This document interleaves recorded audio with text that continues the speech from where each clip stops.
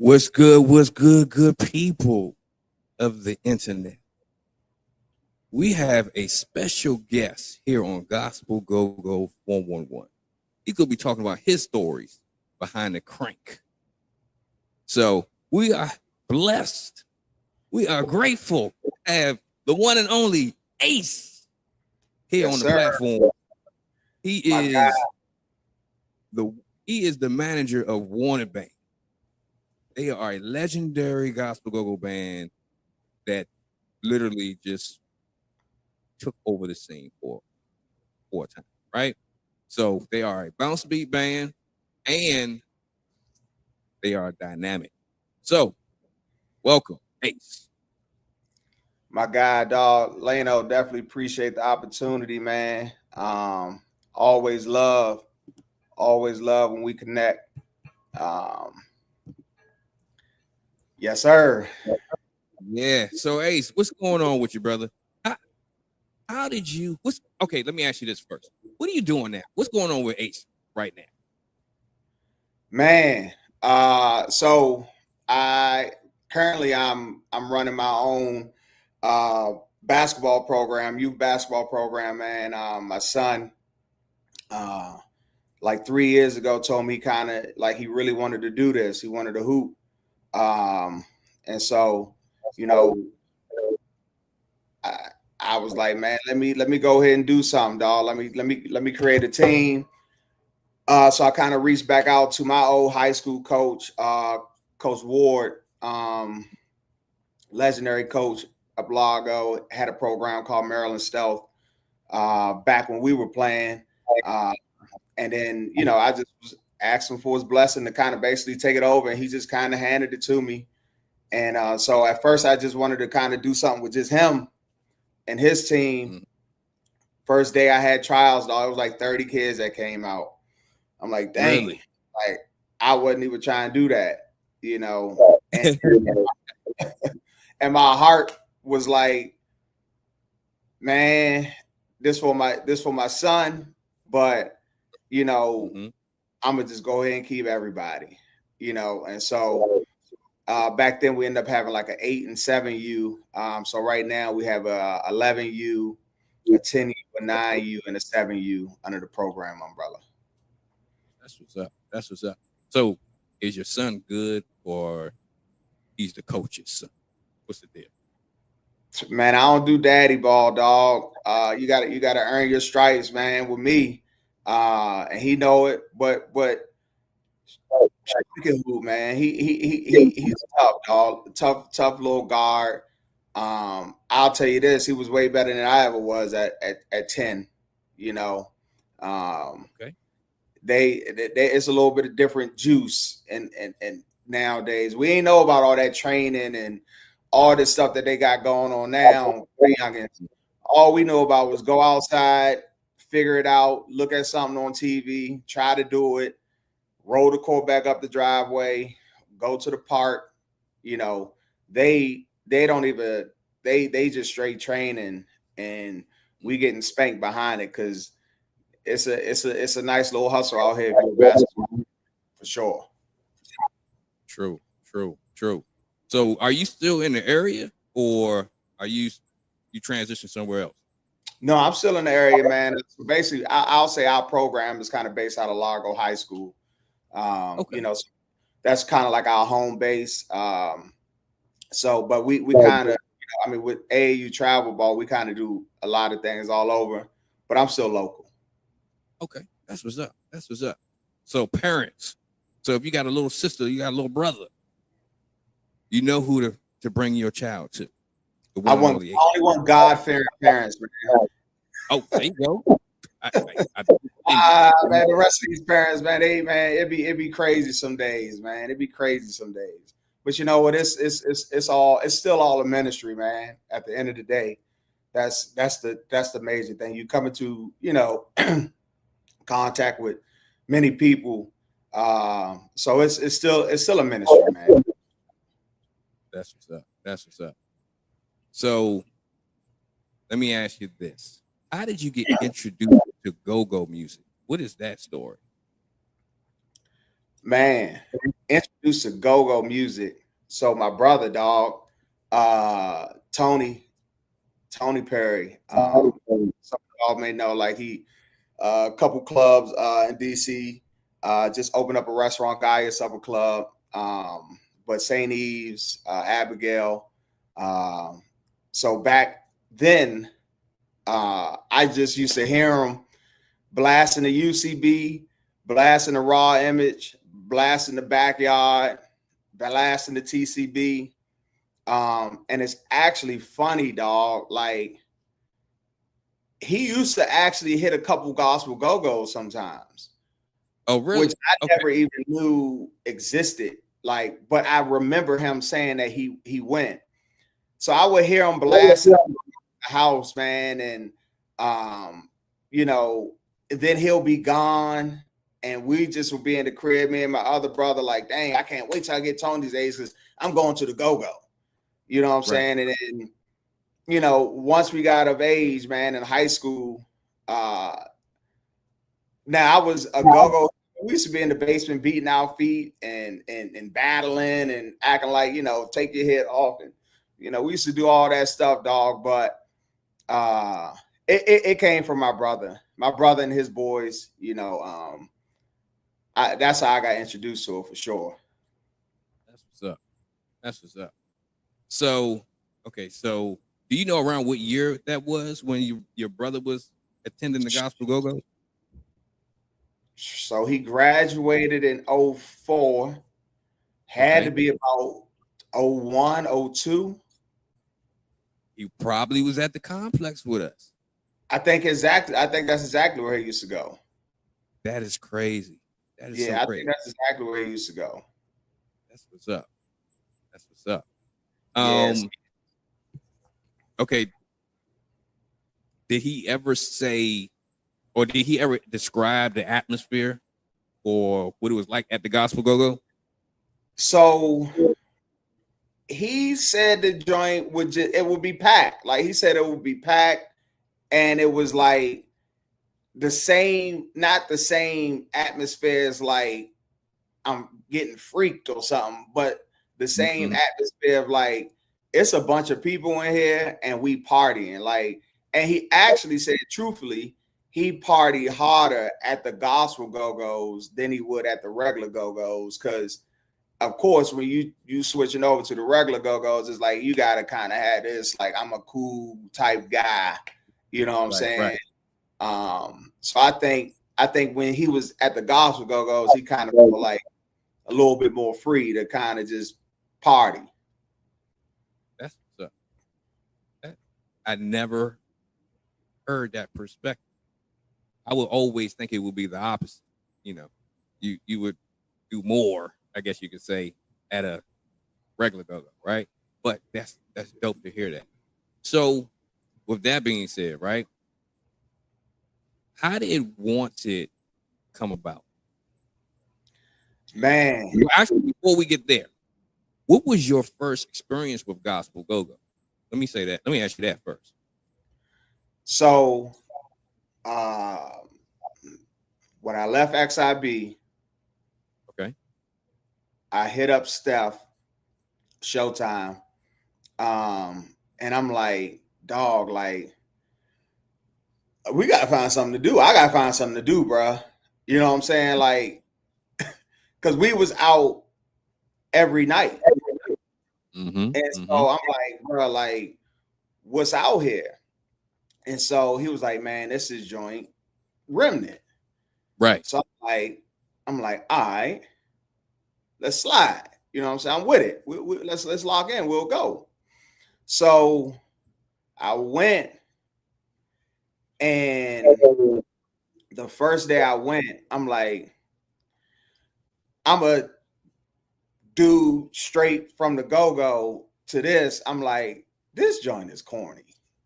Okay. That was my initial thought. Like, this joint is corny. Then I'm like, well, it's Friday night again. We ain't got nothing to do. Let's go. Then I went back. I think my first listen was, I'm so used to like TCB, Reaction, ABM, All Stars, XIB, MOP. I'm used to hearing those type of bands. And so, and the sound system, like when you a go-go dude, you know what you're supposed to hear in a sound system, like all of it mattered to me. So then when I went back like another Friday after, I'm like, I wasn't so like blind or deaf to like what was going on. It was like, you know what? This joint Jai is cranking though. Like he two Jai rocking up there, dog. Like, you know what? Man, them Bali, like they actually Jai like getting to it. And I can kind of get with this.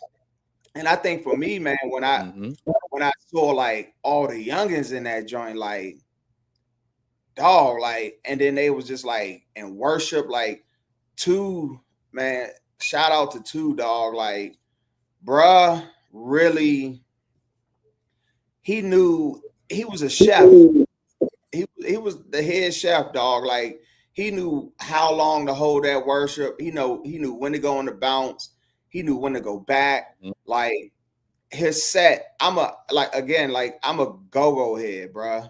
Like when your set makes sense to me, like I can only respect and salute it.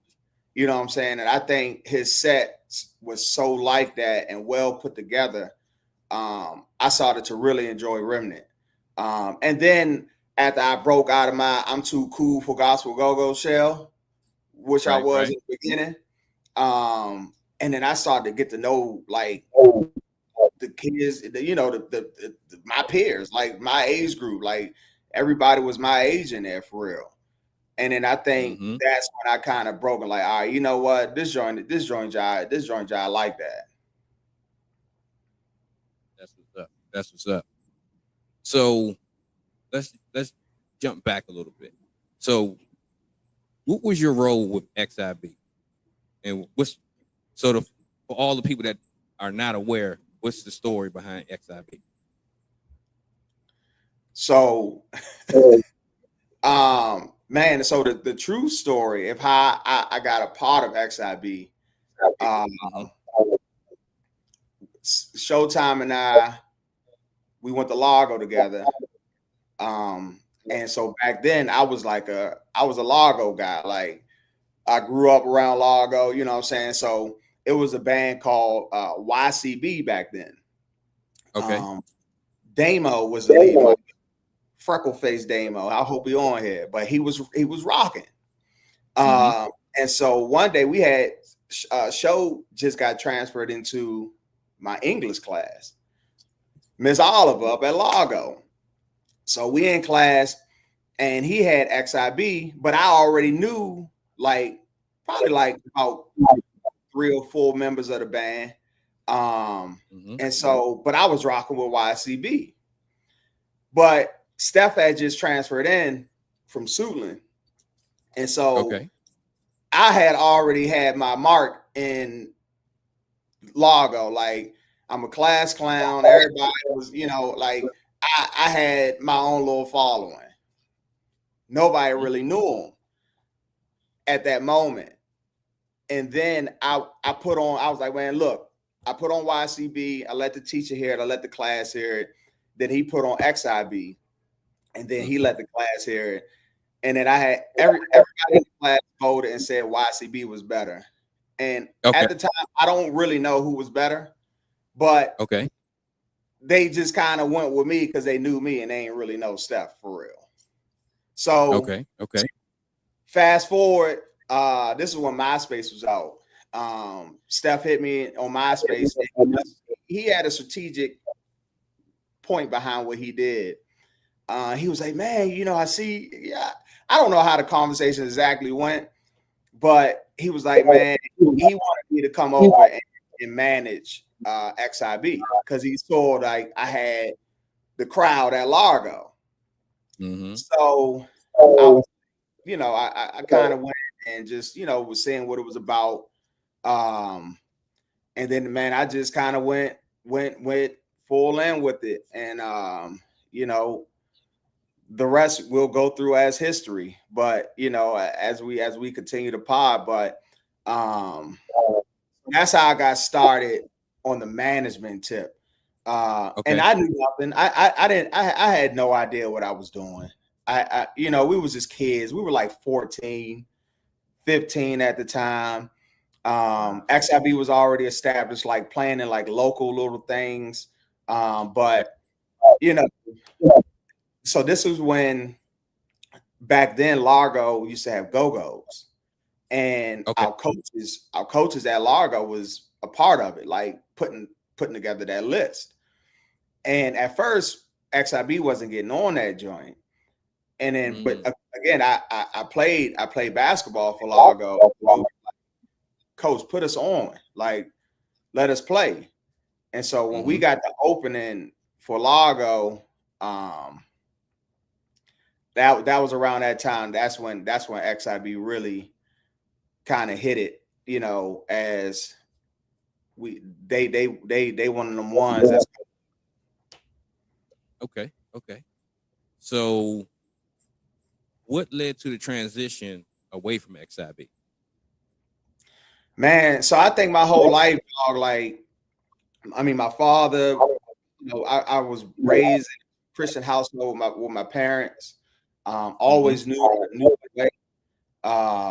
But of course, we want to do our thing. We want to experiment. You know what I'm saying? Going back to, how I got interested in go-go was because of my brother. Like, I wanted to be able to kind of live that life and kind of see what it was out there for me. You know what I'm saying? Like, and so I think so. Joe had left the band probably, I'll say maybe August, September. And then I left the band in January, the next year. Or I'll say maybe November, January. I think I went to church with Steph. I went to Zion, and I'm like, dang, this joint, like, I know the way. Let me really look into this. Like, and I just knew, like, the path, XIB was on, man. Like, we was getting, some of them, we was getting, it was just crazy, man. Rob, I remember being outside of my brother's place, and we just outside talking, me, Mikey, a couple of the other promoters. Something come from inside to outside in the parking lot, and we still kind of standing there. But something was like, yo, go inside, dog. Like, go inside. Now, mind you, they not bothering us or nothing, but I went inside. Like, like, the Holy Spirit, basically was like, go inside, bro. So I went inside. They got the shooting out that joint. And Mikey at the time. So I was standing next to the security guard. The security guard got grazed with a bullet. Mikey had came inside, ran inside after the joint and was like, yo, Ace, I thought you got hit. Like, I didn't see you go in. Right. He was like, I thought you got hit, bro. Like, they was out that joint hacking off. Dang. You know what I'm saying? Like, that was like a moment. I'm like, dang. Like, and now this is after Steph had left. You know what I'm saying? Like, so I'm like, hold up. You know what I'm saying? Like, maybe these conversations that we was having, maybe God is, you know what I'm saying, trying to get my attention. So that had happened. And then, like, just that uneasy feeling, like, man, this ain't even worth it, dog. Like, I'm trying to actually grow up, and we done seen so much, being in the go-go, dog, like, being in this area, like, just seeing, youngins that you grew up with, like, not make it to their 15th, 16th birthday, not graduate high school. You know what I'm saying? Like, so it was kind of that where I'm like, I'm trying to have some kids in the family one day. True. God's grace is amazing. For it's sure. protection, especially when you're walking in the direction that you're supposed to be walking, or even walking toward the direction you're supposed to be walking. God knows how to get your attention. So I think that's man. We was having a lot of fun, man. or what we call fun. I ain't really want to go for real, for real. True. True. All right. So we've seen how you develop your love for go-go. We've also seen how, you know, being a manager on like the secular side of go-go and how the height of that. And you briefly talked about your transition to the gospel go-go, right? So Right. outside of hearing Vertical at Remnant, what other gospel go-go bands did you hear of first? None. None. Okay. Okay. None. I like. Are you saying after I got in her remnant, or like or prior to remnant vertical? No, no. After you heard Remnant. After you heard After I Vertical at heard, Remnant. after I heard vertical at remnant, I kind of heard about like peculiar people. Okay. I Okay. heard about them, and I think it was more because um War Child was around and kind of like a kind of like a OG, you know what I'm saying?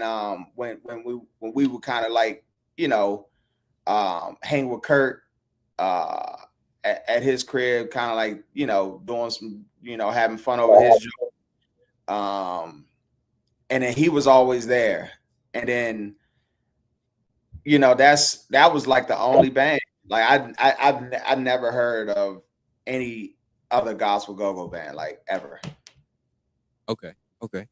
So Not even the ones back in the day, like the ones that my brother would go see. Tell me who we would go see, but I mhm. didn't remember them. No, Okay. I really truly didn't even know that this was a thing for real. For real, I didn't know. That's what's up. Okay, so after going to Remnant to see Vertical and being exposed to gospel go-go, right? At what point did you and Steph who thought of doing a gospel go-go band between you and Steph first? Or did y'all come up with it? So I think it's only fair for me to start this off by saying rest in peace to my guy Reggie and rest in peace to Neil. Um, so Steph and I we were sitting at my house, my parents' house, and we just sitting on the couch, and I'm like, man, we should do this, bro. Now, mind you, Steph was he was I'm totally against it. He ain't want to do it. You know what I'm saying? Like he was like, bro, I'm out. You know what I'm saying? Like I already know the backlash was gonna happen from me leaving XIB. You know what I'm saying? Like it was just gonna be a bunch. And I'm like, bro, like we can do it, bro. Like so we was like you know how go-go heads are. Like we just sitting up there playing Kirk Franklin and we stomp. Like I mean we just throwing and messing with stuff. The only song that stayed when we played around and doing that stuff was David Dance. But That's still my favorites. For real. we got to That joke. talk about that. We got to get into that. Okay. So we sat there, dog, and we was like, man, we gonna call two people. If these two people say they in, it's God. Okay. We call Reggie. We like Reggie, Godfather of the Key. Hey, bruh, would you be with it, bruh? Like, we trying to do a gospel band, gospel go-go band. Without hesitation, Reggie was like, I'm in. So we like, that's one. Okay. Okay. Second call, we call Neil. Mm-hmm. We said, Neil, you trying to do a gospel go-go band. And then Neil voice, hey, son, I never thought you ask. I needed this. I'm in. And so we was like, bro, we got Reggie and Neil. Mm-hmm. We doing it. And so all the other pieces kind of just fell into place, dog. Like Squirrel was, our drummer and Timbali player, backup drummer with XIB, Timbali player with XIB. Then we made that call to Future. We really called a lot of the old XIB members that really wasn't in the band no more. And then we was like, all right, well, we need a bass player, and then, the original bass player, and then Steph knew Amanda from Remnant. And then he was like, man, I got this one kid, man. This one kid that I want him to kind of get under my wing. I want to get him. And it was Banger. Okay. And so, Banger, man, he was just wet. He was still probably a sophomore in high school. Like, he was a little wet behind the ear, man. I think he was rapping kind of with Kurt and them, and Steph would kind of be over there, whatever. And so once we had like all the pieces in play, and then my brother, man, like Twan, dog, like, he used to be with YCP, and it was a band that he had called Something New.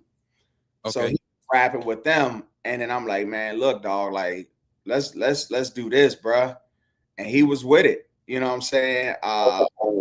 But Wanted Band would not have been anything if Reggie and Neil ain't lock in. You know what I'm saying? So once those two locked in, we knew that we was good. That's what's up. So, what was everyone's? Okay, let me ask you this: what was XIB's reaction to the news that you guys were starting a gospel go-go band? I'm pretty sure there was some amazing uh, comments, to say the least. Man, to this day, we all, I mean, we all super locked in, and we all boys, and we love each other, and we hang out, and you know what I'm saying, we all in group chats, and we talk almost weekly, daily. Mm-hmm. But they was blown, dog. It was Really? like they was blown, dog. I remember Mikey was like, man, y'all some fake, y'all, like y'all sitting up here, man, and you just doing this, dog, and man, you might as well just come back to XIB, and then the front line and the back line, and we was getting calls, and it was just like, man, y'all wow, you know what I'm saying, like, and we was just like, bro, like, and then there was some in the band that just was like, dog, I respect it, bro, I respect it, and then we kind of, I think they really got mad though, because we had. So when we first got saved, like my parents' house, like we used to do Bible studies, dog, like random Bible studies, and it'll be like 50 people coming to my parents' house, and it was one Bible study. Cook had came home from school, or he was like kind of just chilling, and he had came to the joint, but he was still be at this time. And Mm-hmm. so Cook had came through, and man, he got saved that night, dog. He got saved that night, and he started singing with us. Okay. And so, that really made them mad, because they're like, y'all. Not only are y'all doing this fake stuff and replicating what we already had, but you still in our band members. You know what I'm saying? you know, it was some tension, man, at first, and then as you saw, like all of them would start coming out to the shows eventually, man, along the line. But it got a little crazy at first, man, and then we had to do a little kumbaya. True. True. That's what's up. Okay, so what was the reaction from the other go-go bands at the Like time? Reactions and those type of guys, Yeah. it was respect, man. It was, I mean, I think when we and as you saw how we kind of wanted band, dog, like we existed, like we didn't go into this saying like we wanted Remnant's crowd. You know what I'm saying? Like that was never our goal. Like our goal was never to get the Remnant crowd, like, or the youth corral crowd. Like that wasn't us. You know what I'm saying? Like we strategically sat down and was like, dog, we want the people that we left. You know what I'm saying? Like, and everything that we do is going to be strategically to grasp those ears of the youngers that we left. And I'll never forget, dog, 15 years ago today, my brother's place, bro, like that was one of our first pack shows that we kind of even threw on our own with XIB, and then the kind of, and we'll get into that more, that the first May 8th, because I think that's a dedication of a little bit of time on here. But those bands, man, one, I mean, you get the people that are like, man, they was some scary dudes or whatever. They was scared anyway. They better go to church. You know what I'm saying? Right. Like you just get all, you get love, and then, but I honestly, I think, I don't quote me on this, but I really do think that Rick was a lead gospel go-go man. I think so. I don't remember, but I think Reaction originally gospel go-go band called Trilogy. Yep. Trilogy. So those guys respected what we was on. And then when they saw the turnout of when we threw our first show, it was like, oh, dog, like it's a whole nother lane right now that they done just opened up. And so some ain't really paying no mind. Some ain't care, but the ones that was like the OGs in the game, you know what I'm saying? Like it was respect. That's what's up. Yeah. Rick, if anybody know what the old school was like the complex, Rick would know. Because he played Trilogy played on those shows with us, right? Then Right. also, yeah. So he knows. Rick has seen a lot in go-go, right? So I gotta get him next. I gotta get him up next. To have him speak his stories, right? So just so everybody know that's jumping in now, we are talking with Ace of Wanted Band. He is the manager, and when I say he's a marketing genius, I got to give him a salute. Hey, they did their thing for real. So let me ask you this: so when it comes to Wanted Band, right? What was the very first show like? Man, so and also real quick, how did y'all come up with that name? This is what you want? Or no. Wanted Band. Yeah.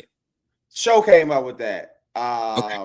Show came up with Wanted Band. And I think Show had strategically, like, in his mind one day, like, man, if I ever did a gospel go-go band, I would name it this. Okay.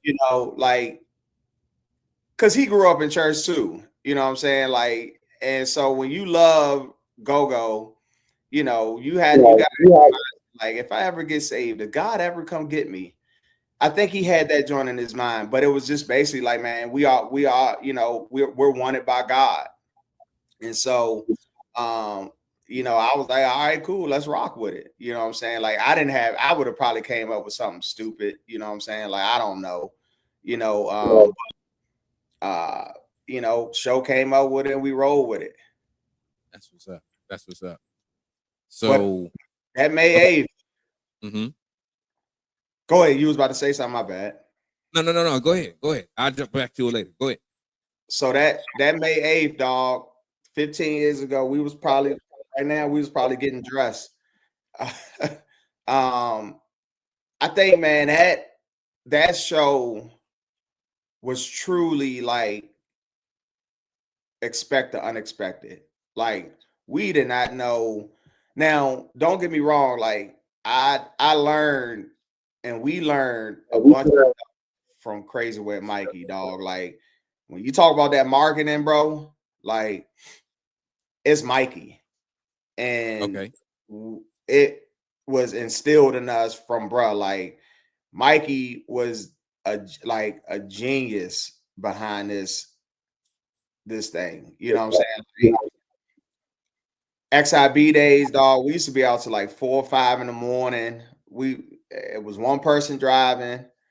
It'll be Show or Kales or whoever the band members that was like, man, look, we trying to get some more bread because we know if you promote, that's how it works. You got your regular fee as an XIB member, and then you get a marketing fee. And then if you was out with us grinding with me and Mikey every night, your pay get boosted. So it'll be some youngins. Now, still, mind you, Ty, we 15, 16 years old, 17 years old, staying out till 4:30 in the morning and gotta go to school the next day. You know what I'm saying? Like it was just, I don't even know why my parents allowed it.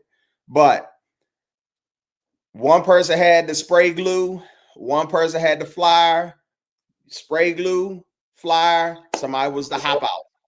And so now we around certain quarters, we're around 2-5, we're around 520 at, we out at like 4 or 5 in the morning, 3 in the morning, posting flyers on stop signs and on trees with the gun. Like we was going hard, dog. 5,000 flyers. Let us get 3 packs of those, Chris. Sitting in the print shop, just going hard. And so once we did the gospel go-go thing, I knew it would be easy, but I didn't think that it would be the turnout that we got was what we was going to get, because I just didn't know that people. I knew that Showtime was the draw. You know what I'm saying? Like everybody was mad when he left. He was the draw. So when you got the draw like that, and then the other familiar faces within XIB, it was like, all right, cool. But what I didn't expect, because my brother's place, you got to think, bro, it ain't no metro, it ain't no bus, it ain't the icon or the tie. You got to go about 6 or 7 more lights up, and your parents had to drop you off, and your parents had to pick you up. And so when I saw that joint was like 800, 700 deep, I'm like, dang, I'm like, we did not expect that at all, because we done went to my brother's place doing regular go-go's, and that joint wasn't like that. You know what I'm saying? Like, to the point, man. I remember those my brother's place. So funny story. I actually truly think the owners of my brother's place were like Christians. Like I think that was like a church or something. Like maybe on the weekends. Use some history on that. So Yeah, we used to actually play in my brother's place. So really. it actually was a gospel go-go venue at one point. So That's the history. yeah. So okay, so let me ask you this then. So when I remember the first time I heard Showtime doing "I'm a Believer" at Rhythmic, right? I heard it on like CD or something, right? Right. I was like, oh my, right? So let me ask you this. So when Showtime the first time he hit "I'm a Believer" at Remnant, what was that reaction like? I know my dog Like, Mm-hmm. if you ask me, bruh, is Bounce Beat Mm-hmm. top five. Top five. Okay. Okay. So So who's your top five? I'm not doing the gospel go-go. I'm Right. doing Yeah. Yeah. I'm going Polo. Uh-huh.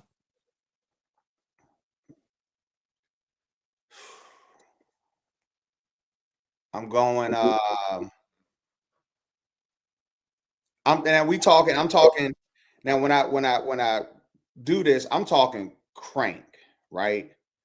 Um okay, I got it. I'm going Polo and my era. I'm going Polo, I'm going Rick. Man, I gotta give it to Chris over show, but Okay. it ain't by a lot though. And I argue this down with a lot of people. And if I really go show you Chris, but the longevity, you gotta respect the game. You know what I'm saying? Like Chris was doing this at like 10, you know what I'm saying, and still going at it. So that's a 3A, 3B for me. So that's 4. And then um I guess my 5A, 5B will kind of be like what's TJ No Impressions and ABM Shooters. Okay. Okay. All right. So when Steph got up there the very first time and did Gospel Go Go, right? At the Remnant, was that planned or was that just spur of the moment? Is that I don't even think at that moment we weren't even thinking about one and band. Oh, Like, really? Okay. yeah, nah, it wasn't even a thing. Like, and it's crazy. So I'm gonna tell you how we kind of released our album, and we didn't think about this either. But when he was up there, I knew I wanted to hear him not curse Okay. and not shout out a hood. Mm-hmm. You know what I'm saying? Because when you like if you ain't got no hook to say in the regular, in the regular go-go, I can call 50 hoods and I'm good. Or I can tell her like to bounce her butt and clap. You know what I'm saying? Like it's a win. You know what I'm saying? Like so I was really listening like is bruh like because I know he was saved and I know he was in that joint a little bit longer than me. But if you might get up there and slip up. like I Is that hope what we I'm sitting there hoping like I hope he don't say nothing wild while he get the rocking though. You know what I'm right? saying? 'Cause just like that beat, I mean, you could come from the regular secular go-go and then come into the gospel go-go and you hit them that Squirrel and Charlie, like and the whatever. You as a female, you might forget that you in the gospel go-go because they rocking that hard. You know what I'm saying? So I didn't want that for my boy dogs. I'm sitting there, I'm like, I'm kind of like as if I'm his manager in my brain. Like, Mhm. I hope he don't go up here and wreck it, and then we out. We just got to roll. But I knew he's prepared all the time, dog, and I knew he was going. One thing I knew he was going to do, he was going to rock. You know what I'm saying? But it was never like a planned thing. Where it's like, man, go up here, crank this, put out one band, and let's steal their crowd. You know what I'm saying? Or not like it was just like, and so, the funny thing is like when we our first album that we came out with, um I forgot the name of it, but the first one band album, I think it was called World War II. Mm-hmm. But we came out with the album and we were going on a trip. We were going on a retreat with Remnant, right? Right. I think we put it out I want to say like on Thursday night, and we were going on a retreat maybe like Friday night or Saturday morning, one of those things, right? Mm-hmm. And we didn't even think about this though. Like we just like we knew in our brains we had May 8th was the date that we had booked already with my brother's place. Right, And right, in our brain, it's like we need a month to promote our or two to promote our music so people can actually come to the May 8th. right, But what we didn't know was when we put the album out that we were going on a retreat. It was no, we didn't even plan this. But man, when I thought like Remnant was like a cult, though, I thought nothing like no one could touch Remnant and break into anything that they was doing, because two right, was that like that, and the way it flowed with Devin and PJ over there, dog, it was just like you can't touch this. right. But when we put the album out, bruh, we was on a retreat, and I've never seen adults, kids, like just continue to like they was just rocking that joint, bro, like the whole time. Like, and but Steph and I think Banga was there too. Amanda, like I forgot who else was on the retreat that was in one. It was just like we became something that we didn't even want to happen while we was on here because we was really here to serve God and like get away. But Mhm. putting that album out at that time while we were at the retreat was just like you we couldn't have planned it better, you know what I'm saying? Like, but we did not plan it at all. Like Wow. it was just like God, like, you know, and I like again, we was in my parents' basement, and I'll never like we were like trending on Twitter when we put out that first album. Like, I'm like, dang, like this guy, like, wow, like I ain't think that joint rocked that hard to me, Hey, but I'm gonna tell you, it it rocked. Trust me. I still listen to that stuff today.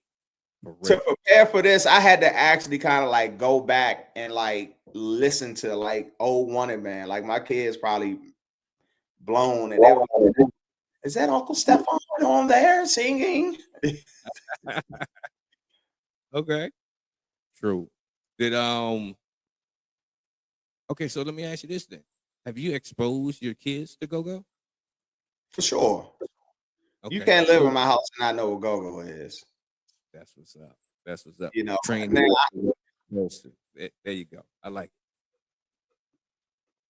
it. Yeah. yeah, So I mean, I vibe backyard. You know what I'm saying? I mean, it depends on what it depends on if it's Friday 85 outside. I mhm, might go on the TOB. I mean, I play everybody still to yeah, this day.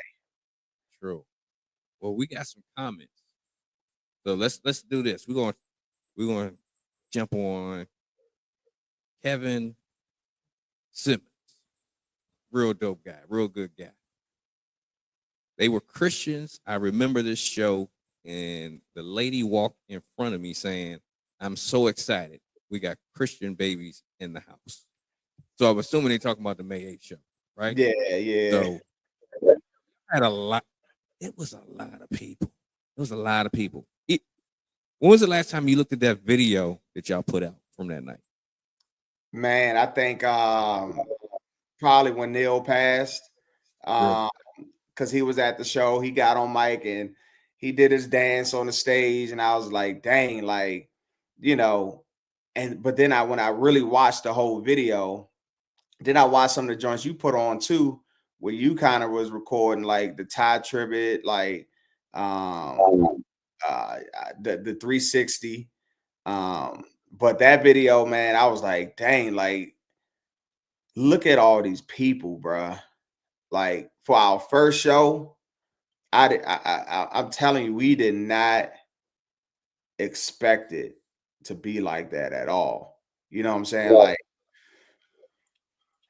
I trust my grind. We trust our grind, but that was God, dog. That was only God that allowed all those people, all those man. Then it's like, I mean, they was just in worship. You know what I'm saying? Like, you know, it was a dope. It was dope, man.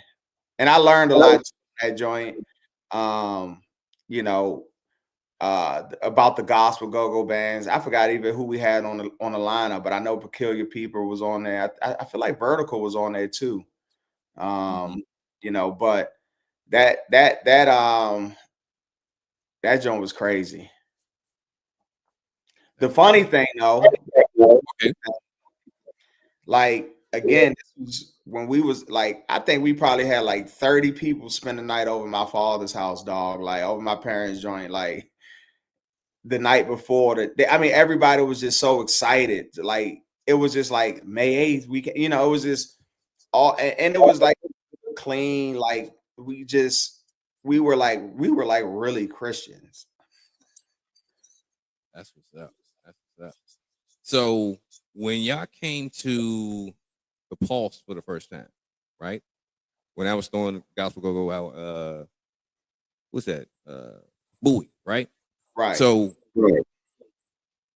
did y'all see that aspect of Gospel Go Go at that point, or before, or that was the first time like seeing it like a show? So again, like when we first got into it, I didn't know we didn't know anything or anybody for real. Mm-hmm. Like we was kind of like the outsiders. Two kind of walked us through a little bit, or mainly kind of walked Steph through. Um, like again, like see people. I think when we first came around, people thought like they thought they were better, or yeah, I mean, you know how that is, man. Like, they coming from XIB, and it's just, so they thought that we thought like we weren't approachable, right? You know what I'm saying? So no one really came in and gave me the game on Gospel Go Go. You know what I'm saying? Like we just kind of came in and we were like, bruh, we just making our own lane. We just gonna make our own path and let God lead it, right? So I thought the gospel go-go's back then were basically mainly like, okay, let's find a church.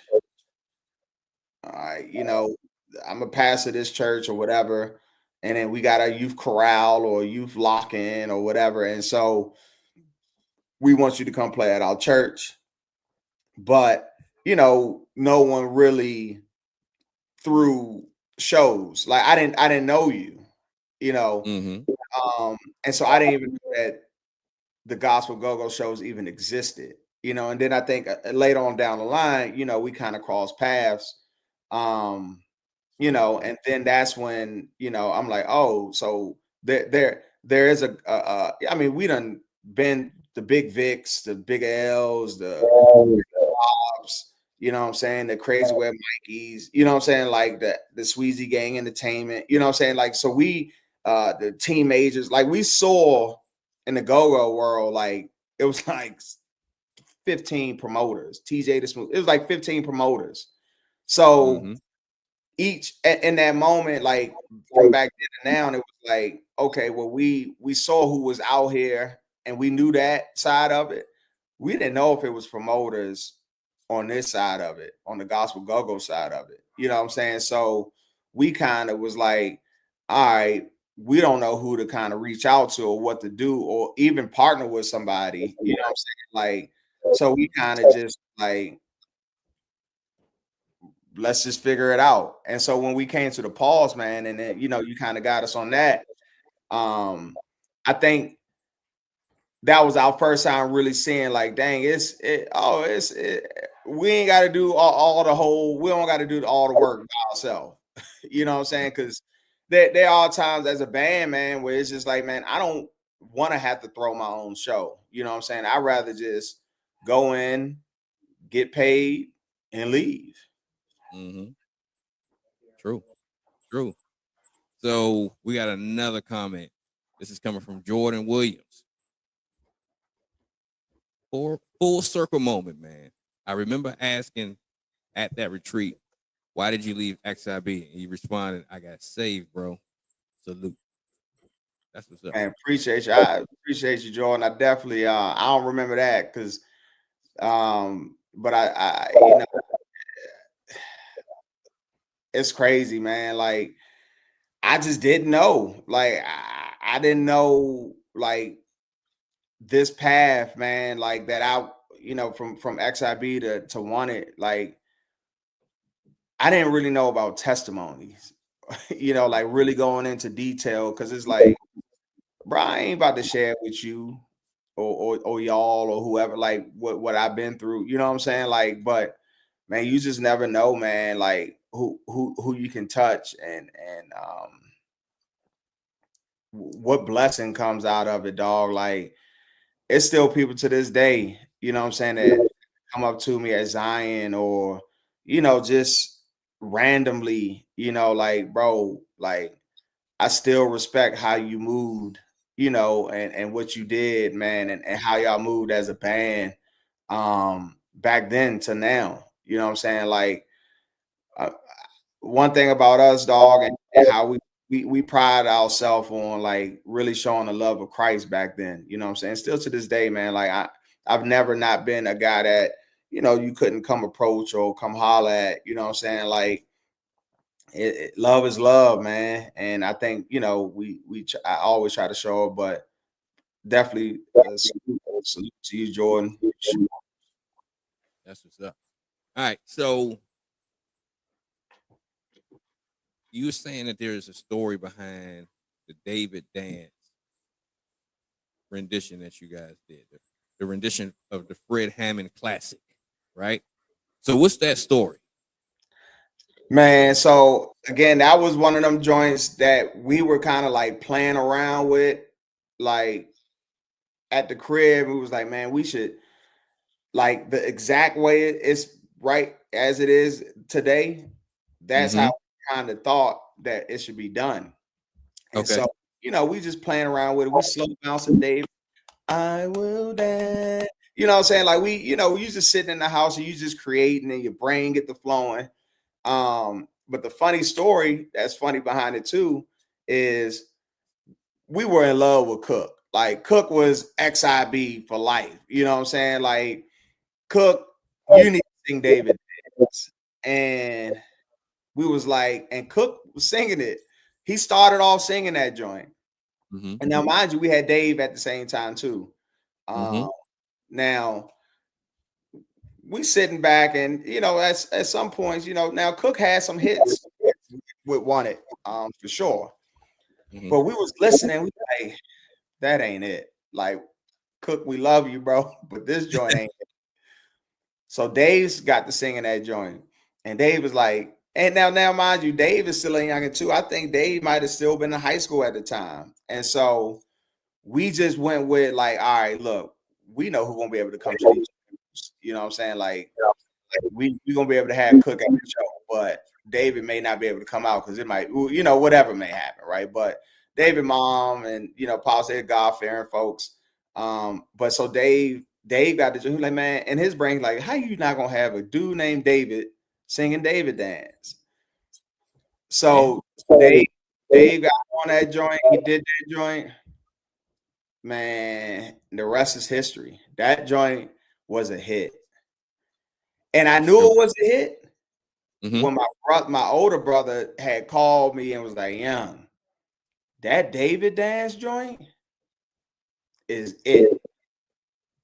And whatever he used to say to me back then, I took it as like, that's gold, bro. Like, I was like, Steph, we got one, bro. That's what's up. That's what's up. So after you guys realized that was gold and you put that project together, who did you let hear it first? The whole project. Mikey, What did Mikey say? best album of the year. I agree. I agree.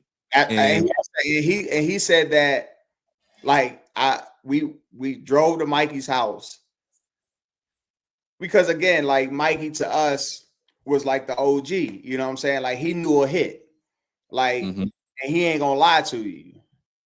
And so we sat in Mikey car and listened to the whole album. And then he was like, dog, like that's the best go-go album of the year. Better than the secular, better than every joint I've heard. This joint rocks. When we So, that, and when he said that, mm-hmm. he said it's time to put it out. That's what's up. So that year, was there a go-go? There was a Go-Go Boys that year, right? I'm pretty sure it was. And but I don't remember the album being considered for album of the year, or did they even have that category? Do you remember? So the funny thing is, Wonder Band we was up for a lot of like gospel go-go bands of the year or band of the year and stuff like that. Bro, I don't think we ever went. Wow. I Okay. I don't think we ever went to a go-go award. Like I don't remember going to a go-go award with Wanted Band. I don't know. Maybe one of my members can correct me if I'm wrong in the chat, but I don't remember that joint. Like, you know, I don't ever remember going because I just knew I've been there before with XIB, and it's just like this one is just a waste of time. In my eyes, it was. It was just like I ain't, it was like I'm good. Okay. Hey, you heard it here first. All right. So when it comes to the album that you guys put out, did y'all send it out to like Praise 104 and the radio stations? How did y'all decide to push that record? Man, so I think during this time we still had the grind of XIB. Okay. Got CDs printed, went to schools, handed out the CDs. Um, of course, it started to grow and be like the links available, like posting it on the links. But we still had that grind mentality, dog. Like I was at every school let out with our album and with the flyer of the show, and we pushed them together. And so it was kind of like the CCB style, like when CCB came out, roll call, flip wop, and butterfly and all that. They was throwing them joints in the bus windows, and so I would pick up Banger from school early, and Dave, and we'll be outside like, man, let me show you the grind, dog. Let me show you what we had to do in order to get to where we were with XIB. You know what I'm saying? And so, when we kind of did that, and so I think along the lines, like I feel like was Farley on the radio at the time? Yeah. Yep. He was on Saturday mornings, I think. Yeah, So Saturday morning. I think off the respect, like Farley kind of like pushed it a little bit for us. Mm-hmm. But we never like said we got to get this on the radio. We was just like, we just got to get it out. And then once people get their hands on it, and they gonna find out the song that they like the most, and they gonna do what it do. But we did definitely I don't even think we were trying to get to the gospel radio. We was pushing it to DJ Big John because we already had the relationship. True. So how long did it take for DJ Big John to play Wanted on the radio? Man, it was a quick turn, dog, because again, Showtime was the draw. So like he knew what bruh was on, like, because you got to think at that time, XIB photo shoot was being played during 2 o'clock, 4 o'clock, 8 o'clock. Like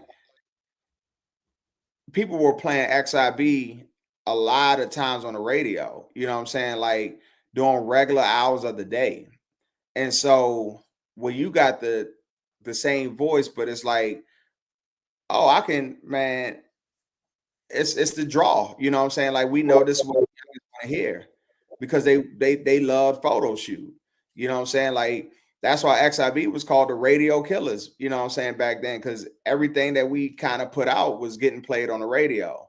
So when you got that same draw, from the guy who just left, it ain't take Big John no time to kind of put it in rotation. And then also I forgot. Oh, DJ Rico.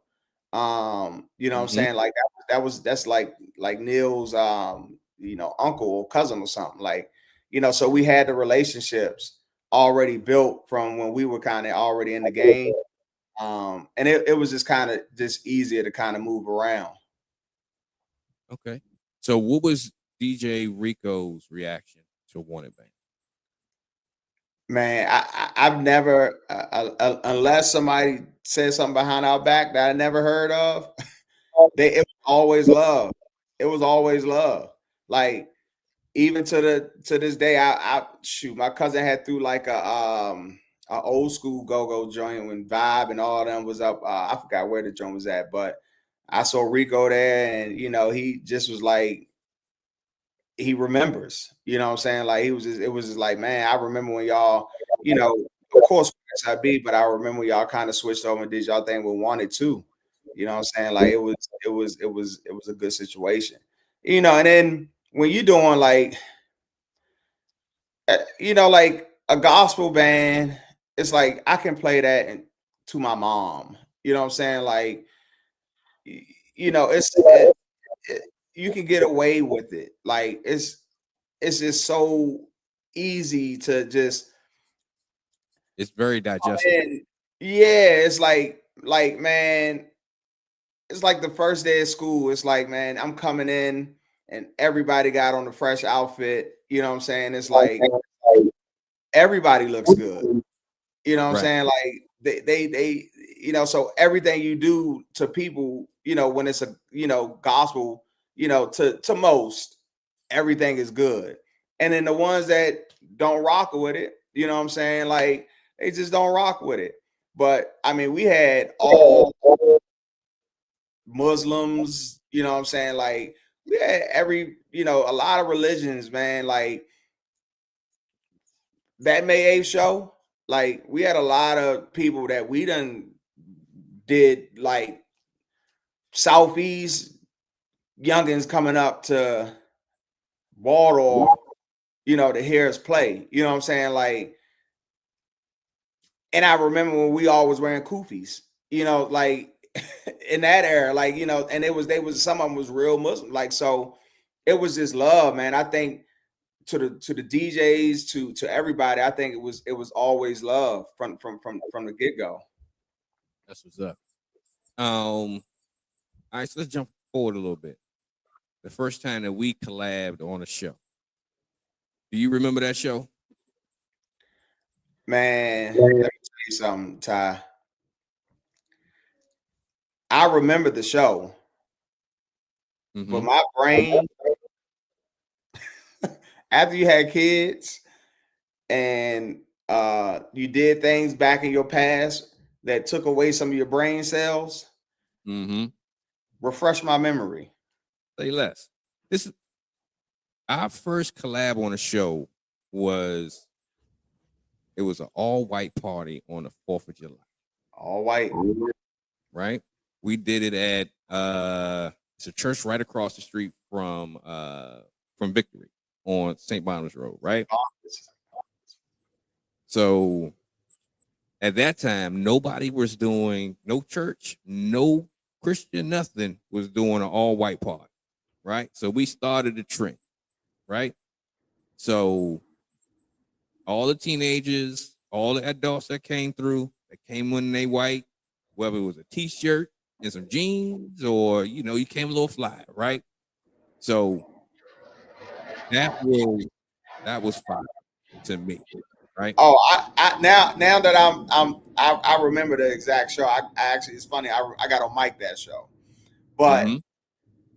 all white and bruh, like that joint was flooded. It was flooded, and if you came in that joint, you left out were probably like your shirt was just drenched. Like Exactly. they was in that joint partying, man. Them Pauls. And see, I think that's the difference, man. Like with gospel go-go, like I don't even remember having somebody at the door. I think you ran it. You know what I'm saying? Like, or one of your folks. And it was like, we trusted what you were doing. You know what I'm saying? Like we trusted, like we ain't thinking like, oh man, he about to swindle, or like we knew it was good. And I think that was the respect, what I'm saying, that we had for you after we kind of met. And I mean, we saw that we could really truly just help each other.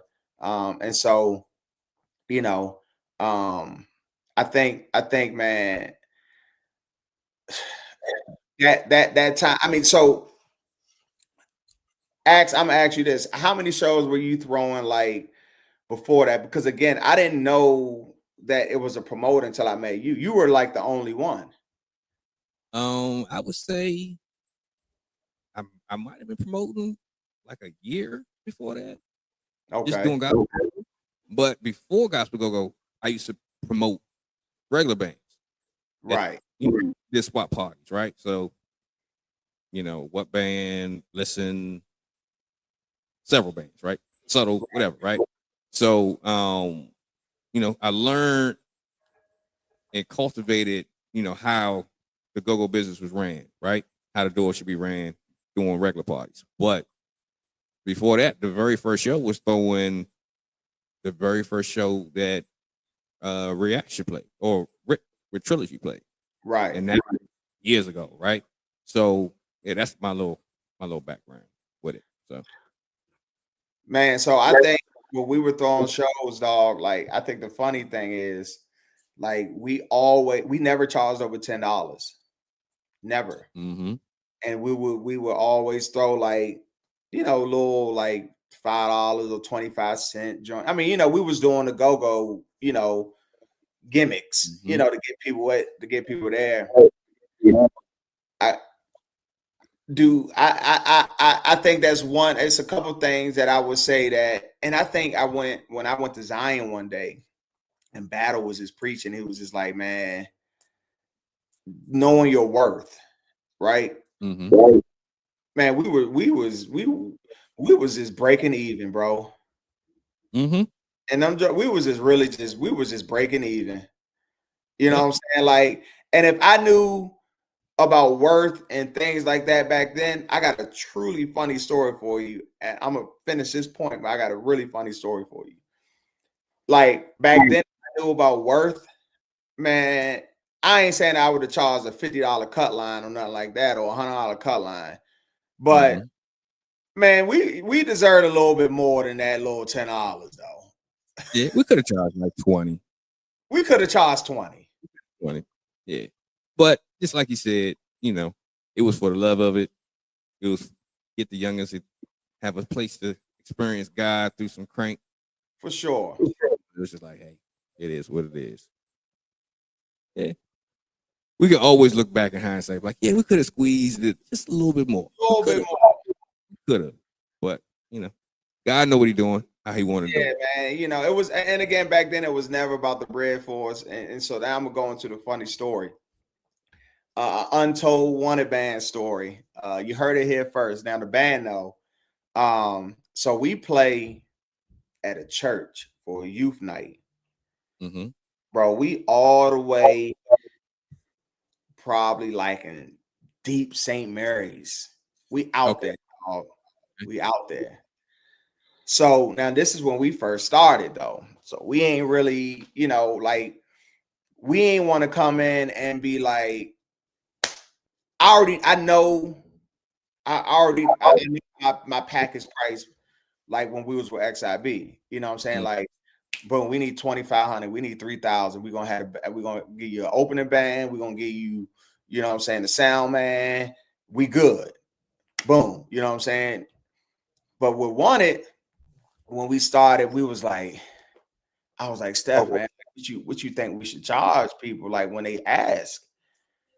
And again, we was just youngins. We ain't know, like, we ain't want to think the church we was trying to swindle or nothing. So some shows will be like, man, just give us a love offering. Mm-hmm. Give us Mm-hmm. a love offering, man. You know what I'm saying? Just so we play at this church.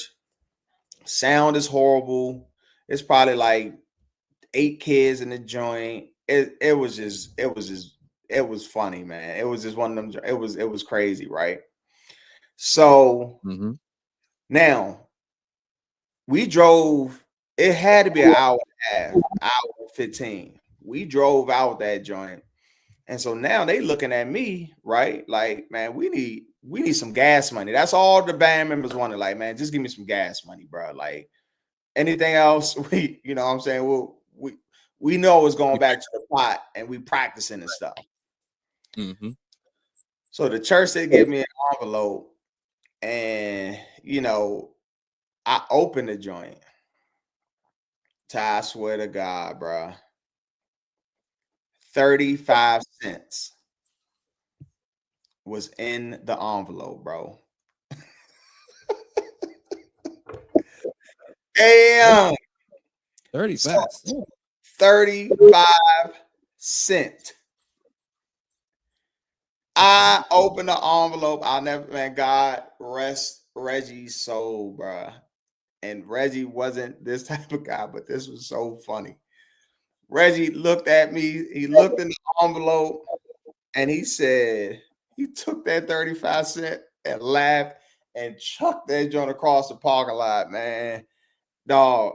Everybody, all we could do was just laugh, young. Like, we were so blown. I was blown, but we cried laughing for, like, it's the hit, like, it's one of the funniest moments ever, dog.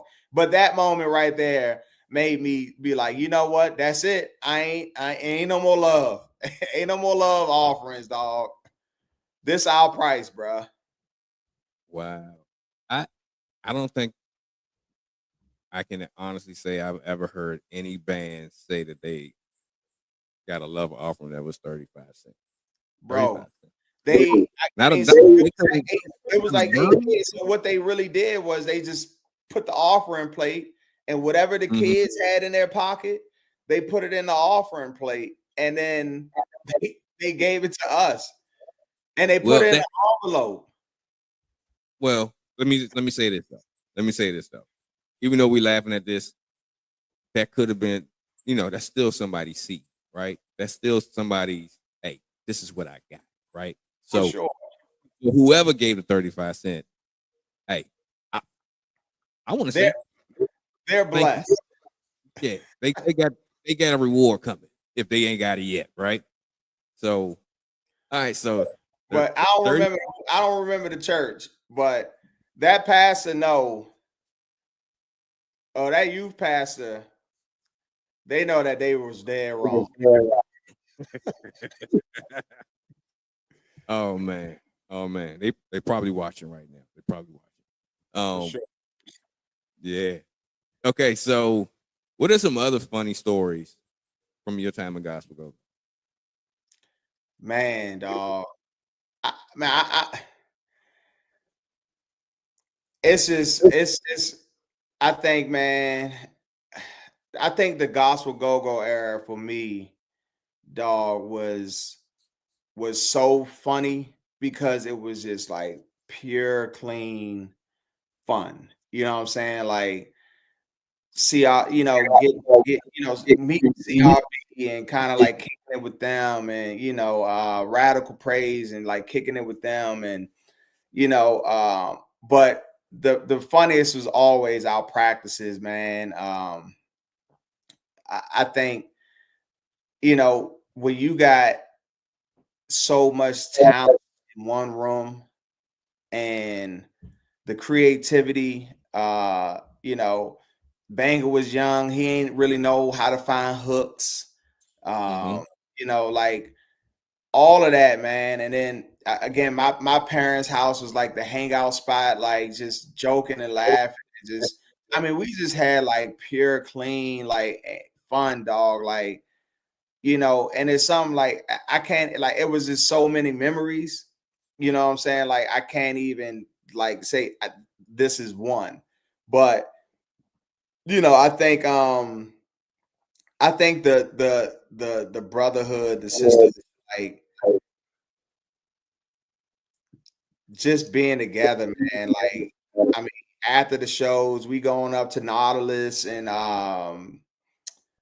Crofton, and you'll have like 50 people from the gospel go there, and we knew that was our spot. You know what I'm saying? Like, and then I think once we got hot, then we started going to like the IHOPs, and it's like Mhm. 3, 4 in the morning. We just like just having a good time, man. Like everybody just like cooling, dog. Like, oh, go over Kurt joint, and I forgot the little game that I thought this stuff was, and it's again when I first got saved, I used to think all this stuff was corny, bro.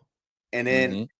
after you get out of like I'm too cool, you start to like I forgot the game what it was called, but it was like a little game where it was like I don't know if it was called Ninja or something, and it was like a whole story behind it, and you had to find out who the killer was. It was just I forgot the name of it.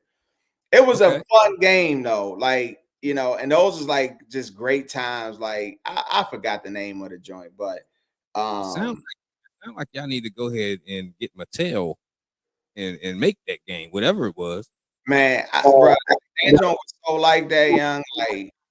And it was like you had a narrator, and then the narrator would tell you that like this person just killed Ace, and like with whatever, and then you had to look up like, all right, I think you were the person who killed me, and then I don't remember, but that joint, I mean, those are just, I mean, it was just like a good fun time, man. Like it was called Mafia. They just wrote me in the chat.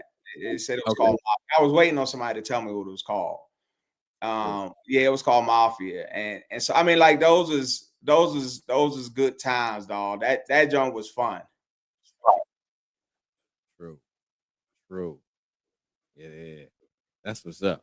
So tell us about the story of how the 360 came about. Man, so what's our guy name? What's the pastor? Sean McBride. Mm-hmm. So Sean McBride. So the funny thing is, McBride, man, he always had spots. Like it was like he was Mr. Monopoly. You know what I'm saying? Like he had us playing at Woodstream before. Like we done did some stuff with McBride. And so I went to a Bible study at 360 before. And McBride, man, he could sell water to a whale, dog. Mm-hmm. Ace, look at this spot here, man. I mean, you see, look, you can have 500 to 600 people in here, and it's going to be amazing. And all you have to do is clean up at the end of the night.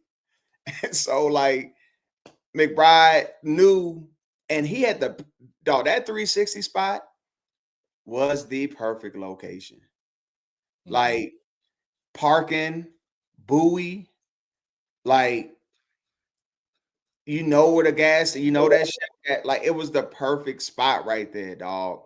And so we were just kind of like we knew our crowd wasn't Waldorf. Like we had to bring it back in. You know what I'm saying? Like, because I feel like I'm be honest, we had like 3 shows at my brother's place. First 2 was a hit. That Mm-hmm. third joint, we saw seeing them numbers go from like 7 to like 125. Okay. God can still work with whoever's there, for sure. Like we, be faithful over the few, but we knew we had to reel it in. We had to reel it in order for us to like really get our crowd because Waldorf is far. You know what I'm saying? So I think our crowd kind of got over that drive. And then you got to think too, man, like even with XIB, like we knew our crowd. Like we used to throw shows at the Apparel, like our own Mm-hmm. shows. when no one thought XIB could do anything. You know what I'm saying? Like,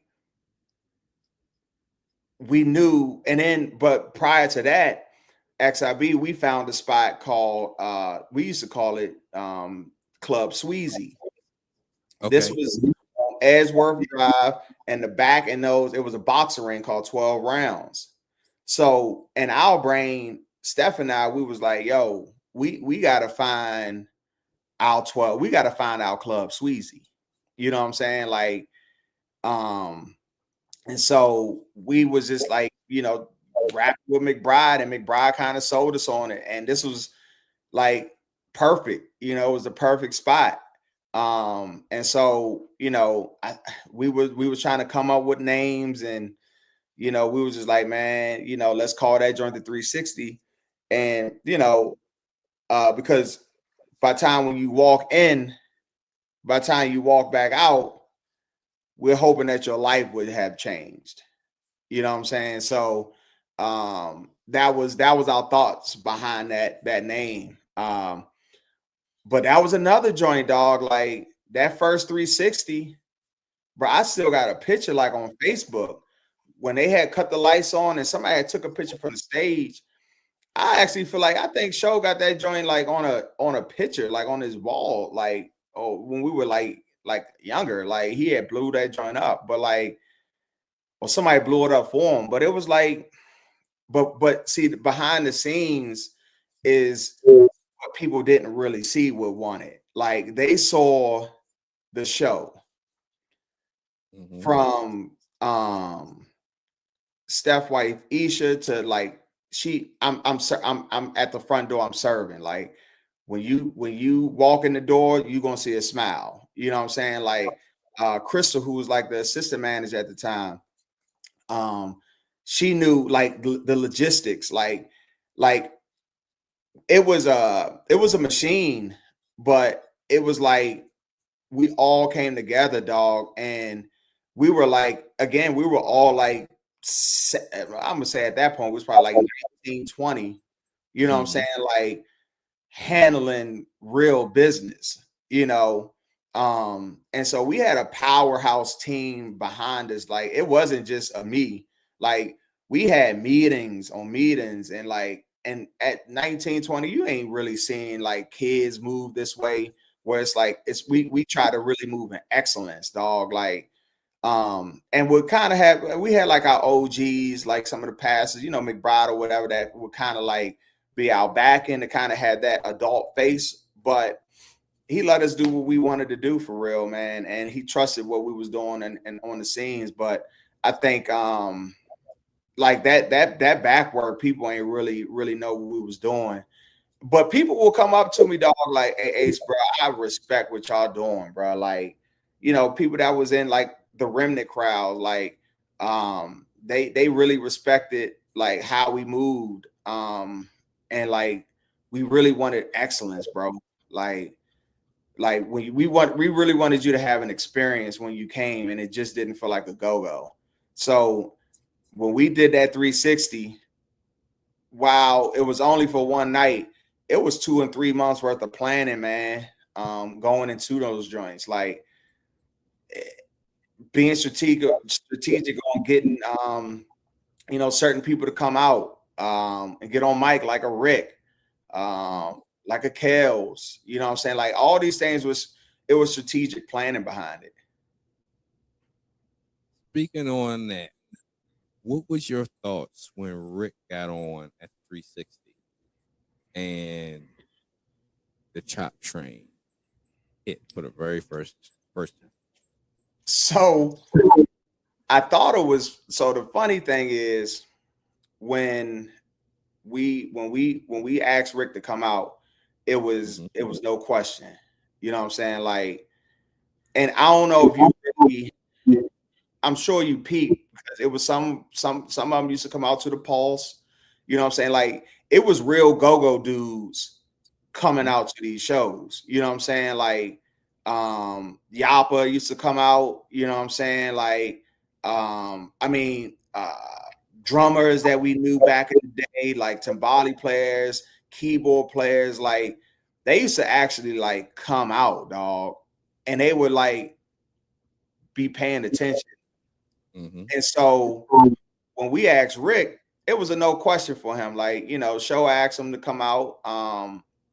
And I was actually looking at the video today, and I was like, Rick is funny, young. Like, because Steph, you know, normally when you get on mic with somebody, they call you in, like, you know, whatever. Like, you know, I think we was doing the chop train at the time, and give you a story behind that too.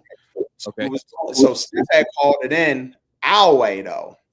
Right. So get on the joint, and he like, shut it down. I'm gonna do this my way. You know what I'm saying? But you know, I don't think Steph, we ain't really look at it as like you was trying to carry us, but it was just like, we know he about to rock. Right. Right. And we knew that, hey, wow, hey, wow. Like it was like an out of body experience. Like we know, like, oh my God, we really miss hearing his voice. You know what I'm saying? Like we used to hear it every single Friday at the time. Like it was one of those moments, like, dog, man, I remember you talking about from we was 15 to almost 16, like a whole year and a half of hearing reaction every Friday night at the Thai Seafood. We never left. Unless we had a show somewhere else, we stayed at the Thai. So Rick was that guy to us, kind of like, you know, Steph's done stole some stuff from him, you know, that, hey, you know, I mean, you know, people done stole, you know, like, and so to hear Rick actually, like, now at this time, you got to think too, reaction was they were neck and neck with TCB. You know what I'm saying? Like they were at the top of their, of that whole go-go scene. So to get Rick to come out was special, bro. It was special. But when he got on, I really was looking at the crowd to see how they would react. You know what I'm saying? Like, and they showed them love. You know what I'm saying? Like they chopped train around that whole, you know, that whole church. That's what's up. That's what's up. All right. So we got a question in the chat. All right. This is from Adele. It says, with a band that size, are there a few people coming up with songs or the whole team? So it's actually funny how songs are created, man. Because it's different. It's just different sometimes, right? I can come with a song and I'll be like, man, I think we need it. Let's just say, for instance, Chop Train, right? Okay. I was listening to just music one day, and then I heard that old school joint. Come on, ride the train and ride it. And I'm like, oh, but prior we knew what Rick and them was doing though, like with the hey wow, hey, you know what I'm saying? Like, but I'm like, you know, now don't get me wrong, I ain't that, like, you know, we all pour in and did our part, right? I'm just specifically speaking on Chop Train. I'm like, bro, I'm like, Steph, dog, we got to get this sample, bro. Like, I give him the, you know, get this sample, Reggie, cue it up. Hey, come up with a beat for this joint. You know what I'm saying? And so we were practicing at that time at like Show House, right? So for practice will be 3-4 hours, right? Backline is in the basement for 2 hours, front line upstairs for 2 hours. You know what I'm saying? Boom. Everybody come downstairs with your pen and your pad and your hooks and whatever. This is what we doing. Here's the music behind it. Reg, Squirrel, Charlie, Chris, you know what I'm saying? Like Future, Dre, you know what I'm saying? Like, all right, now we all coming downstairs, we coming together, and let's see what you got. Let's figure this out. We got to make this joint rock. You know what I'm saying? And then you better come out with some. We ain't leaving that kitchen until it's some heat, until it's some. I don't want to say crack, but yeah, like you know, we got to come out with something fire before we ain't breaking this practice until we got some crank, right? And then you'll have something like, let's say Make Room.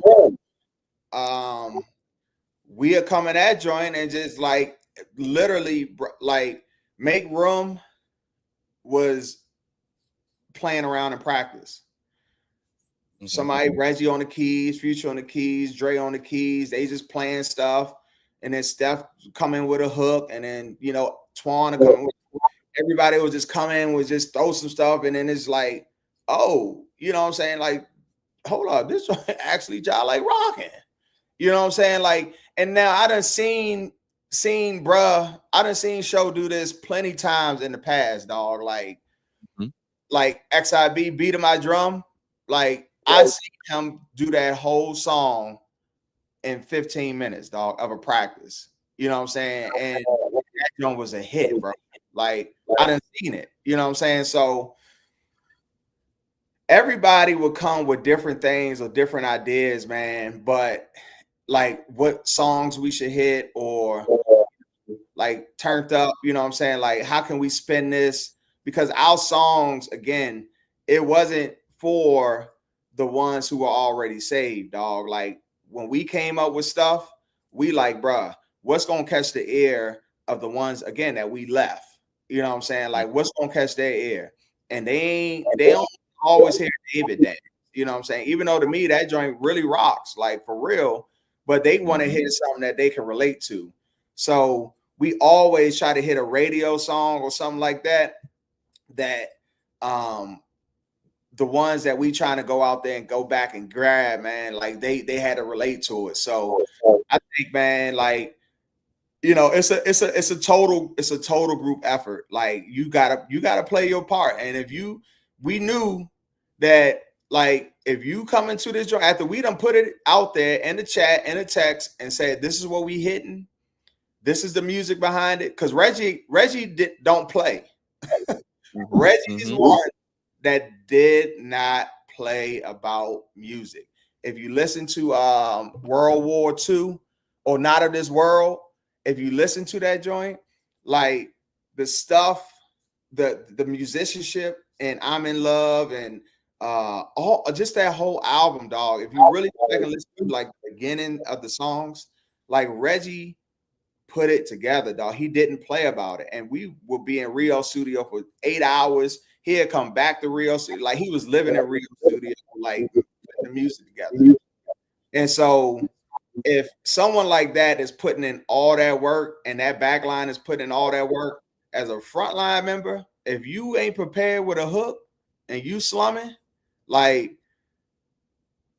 we gonna get on you, bro. Cause you knew what we were doing. And if you ain't come prepared, you ain't got a hook on the song then. True.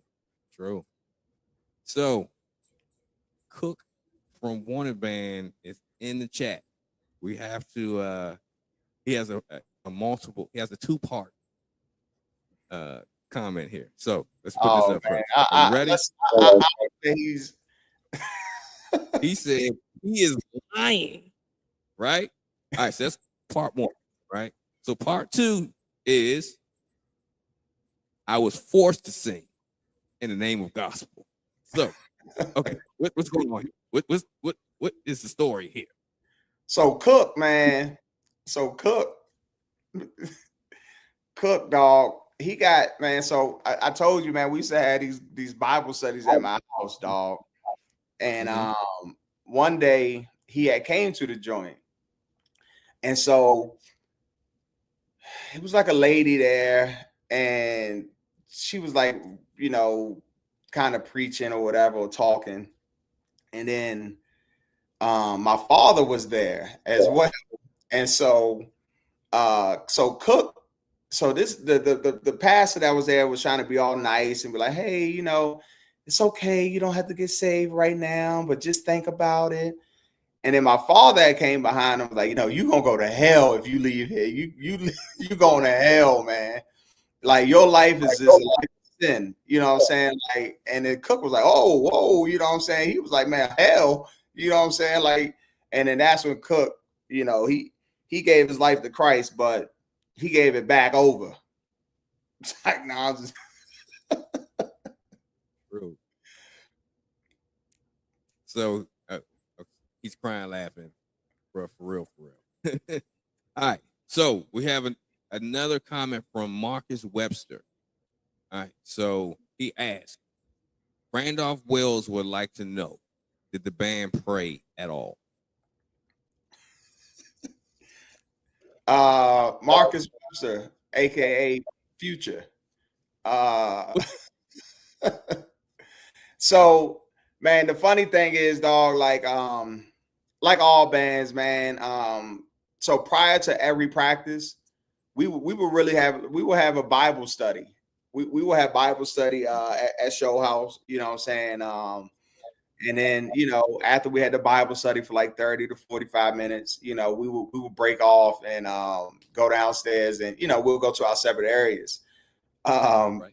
But yeah, so we definitely prayed together, cried together, got delivered together, was in sin together. I mean, you know, it's just life. You know? We definitely wasn't perfect, bro. But you know, we tried our best to, you know, as youngins to keep us all locked in. That's what's up. That's what's up. All right. So we have another question from Adele. All right. He says, you mentioned the amount of practice of hours, which most of us don't see. Brent mentioned the same thing. Is that the main reason we can't get a reunion? That's a great question. I think for us, I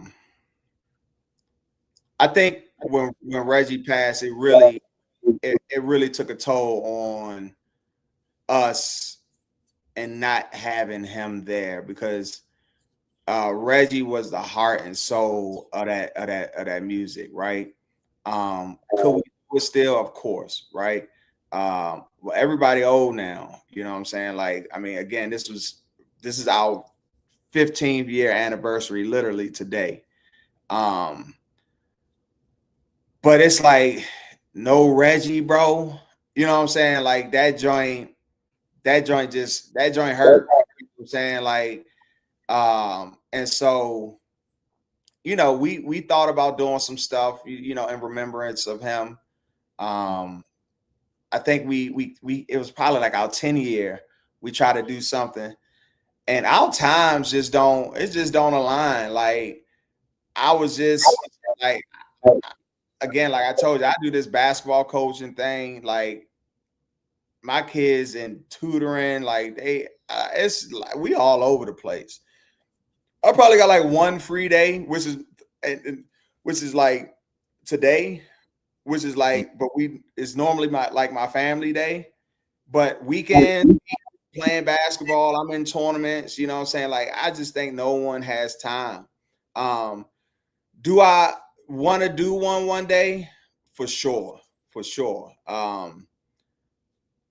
But then it starts to creep in, like, is it old? Like, I mean, are we just like, are we forcing it? You know what I'm saying? Like, um, you know, but I definitely would do it differently though. You know what I'm saying? Like, and it wouldn't be like your typical gospel go-go. You know, because I think everybody's in a different space. You know what I'm saying? Like, you know, it'll be like little situation, good food, you know what I'm saying? Like good times, good vibes. You know, I will be on more the path of like a vibe band, you know what I'm saying? Like if you want to sit down and eat wings and listen to us, you know what I'm saying? Like you got that option, you know. Ty, don't be taking my ears, man, and going and throwing the show.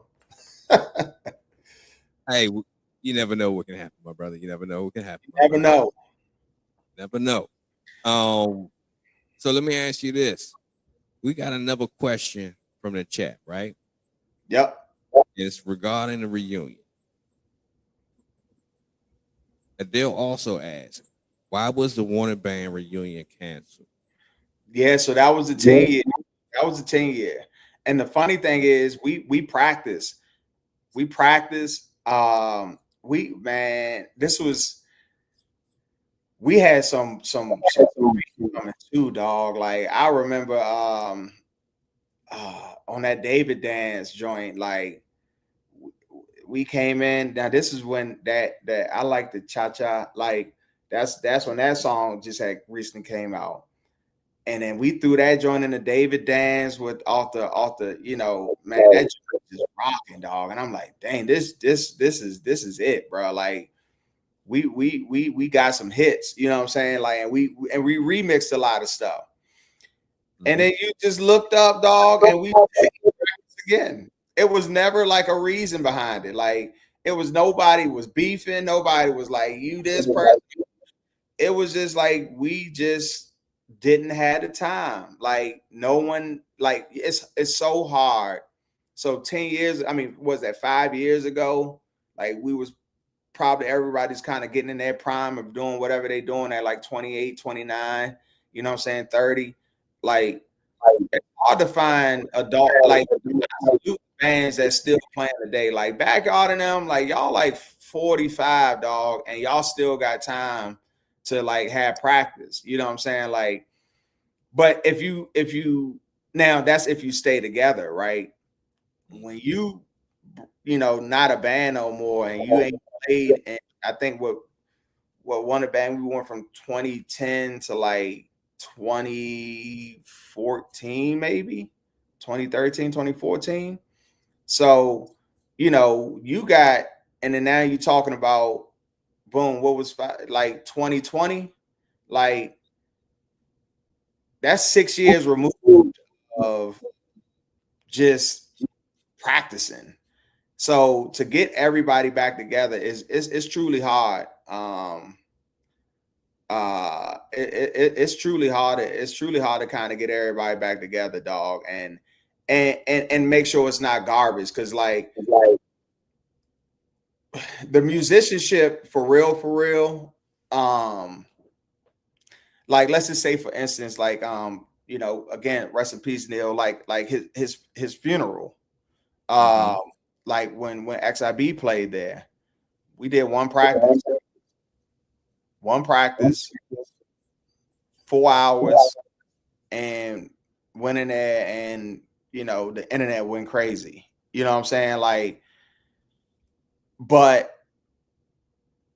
that, like, I know the musicianship we can, but it's when you talking about 2 and 3 sets of music, because that's I again, like, to prepare for this, I had to go back and listen to our songs. We had a lot of songs, young. Like we had a lot of songs, and now with having a lot of songs, you got to perfect them joints to make it relevant today. Sometimes you got to change the hook, you got to add a hook. You know what I'm saying? You got to change the beat. We done remix Lost like what 5 and 6, 7 times. Like, what's the new Lost? You know what I'm saying? Like, and then still had the old Lost too. You know what I'm saying? Because that joint still a rock. So it's like, in order to come together and really have the crank and the musicianship and the hooks, it's gonna take like a month worth of practice. Okay. And I will put out an album. We would have put out an album before a reunion, just so you can hear this new crank, and hear it, and so you ain't that joint like, what is it, the old one? It, you know what I'm saying? Like you going, we would have put together an album. Gotcha. We have another band member saying that's GJ Epoxy Coating. That's Squirrel, man. Squirrel. Pay me $5,000 for me to do a reunion. Good grief. Hey, man, Squirrel, man, one of the best to ever do it like that on the set. He ain't that like that though. That's my guy, man. I just think how God kind of placed all of us together, dog. Like, it was God ordained, man. It was definitely God ordained. Like I don't think none of us really even, again, like we really, I promise you, we ain't know about gospel go. I've like enough for us to be like, let's do it. We just didn't know. We didn't know that it could be a thing. Like we didn't know that you can actually go up there and make hooks without cursing. Like we ain't know that you can have songs without saying clap it. You know what I'm saying? Like we know that it was a thing. You know what I'm saying? So, you know, only God, dog. We ain't expected, like, even the whole Ty Tribbett joint. Like, I mean, it was certain things that happened with us that we never even thought would happen. Like Ty Tribbett wrote me on Twitter. Okay. So, okay, let me ask you this. Is that before you guys played with them at Ebenezer? Or how's the timeline? So the timeline of Ty Tribbett, we performed at Ebenezer like 3 months. The back to school, he wasn't on that show though. It was a joint at Ebenezer that we played at, right? And I don't know if he was in the ceiling or he was there somewhere he ain't know, or he was watching it. But we had hit Son of Man. Like we knew it was going to Ebenezer. We knew, I think at that time, correct me if I'm wrong, I think he had something to do with like the music at Ebenezer, I believe. Yeah, at some point he was doing like the MD. Yep. And so we did Son of Man, and we rocked that joint, like, you know, and like probably like I saw him like tweet like, man, wanted just kill Son of Man, dog, go joint, whatever. He was like, and then I had hit him. I'm like, yo, man, appreciate the love, woo, woo, woo. Then he hit me back and was like, yo, I promise you, the next time I'm here, like y'all playing with me, like y'all gonna perform with me. So I'm like, I bet, you know what I'm saying? Like, let me see how, if you're a man of your word, bro. You know what I'm saying? So I sat back and we sat back, and probably like 2 months go by. And so I kind of like, I hit him again on Twitter. So now we DMing each other. I'm like, bruh, what you gonna do? You know what I'm saying? You try to do something, or what you on? He was like, man, he's like, bro, I'm coming this date. Let's do it this date. You know what I'm saying? And so, you know, he was a man of his word. And you know, I feel like we had like one practice with him, you know what I'm saying, or we kind of like spoke over the phone or something of those sorts. Him with Show and Reggie Squirrel and, you know, the whole back line, like they kind of had a conversation of how, you know, the logistics would go. But you know, it all came together, man. And Ty definitely looked out, and you know, we did our thing together. That's what's up. So that's the show that y'all played at Ebenezer in the main sanctuary, right? In the main sanctuary.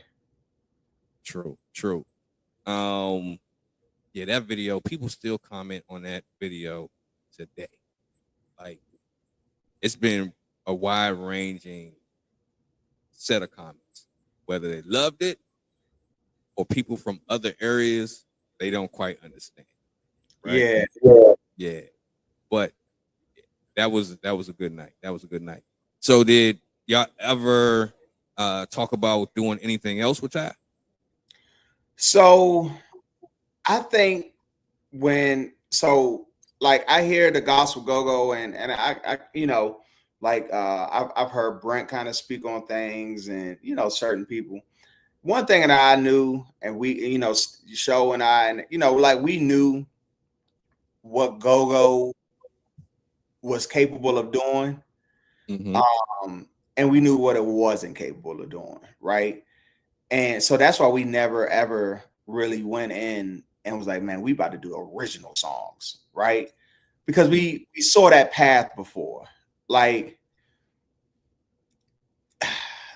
it's just we've been down that road when we tried it with XIB. It's like, man, we about to do original songs. We're gonna be on this, we're gonna be on that, we're gonna be, we're gonna take it and we're gonna play at the BET Awards and we're gonna be here. But we knew that that's not possible, right? I mean, I'm not, don't let me correct that. It is possible, right? Because we have seen it happen before, and Kirk Franklin, Jill Scott, like Ari Lennox, shout out to my man Chop. He just got put out something with her, and she reposted it. So it's not unlikely, right? And it's not, but we just knew like we ain't pressed. I'll say that we weren't pressed to, like it was a cool situation, but we knew that after we did that, it wasn't gonna be like, come on, man, y'all gonna come on tour with me and y'all gonna crank it with me, and we knew that wasn't it, but we got our moment, we got our video. That's what we knew. Okay. This is from Farley. Farley says, Marcus, is what he's saying true? Do a 30 for 30, bro. Man, if we did a 30 for 30, man, let me tell you something. I think the whole, from the beginning of like XIB, and you can see Future on these videos, man. Future was like, bro, Future was like 12 years old in the go-go with his dog, singing with XIB, like 13. Like, Future it was insane. Like, his parents, he only was able to go. So that was Cook, that was they cousins, man. And so, I guess they trusted Cook, and I don't know why, but they trusted Cook to bring Future out to these shows, man. Future, man, was 12 years old in the trenches.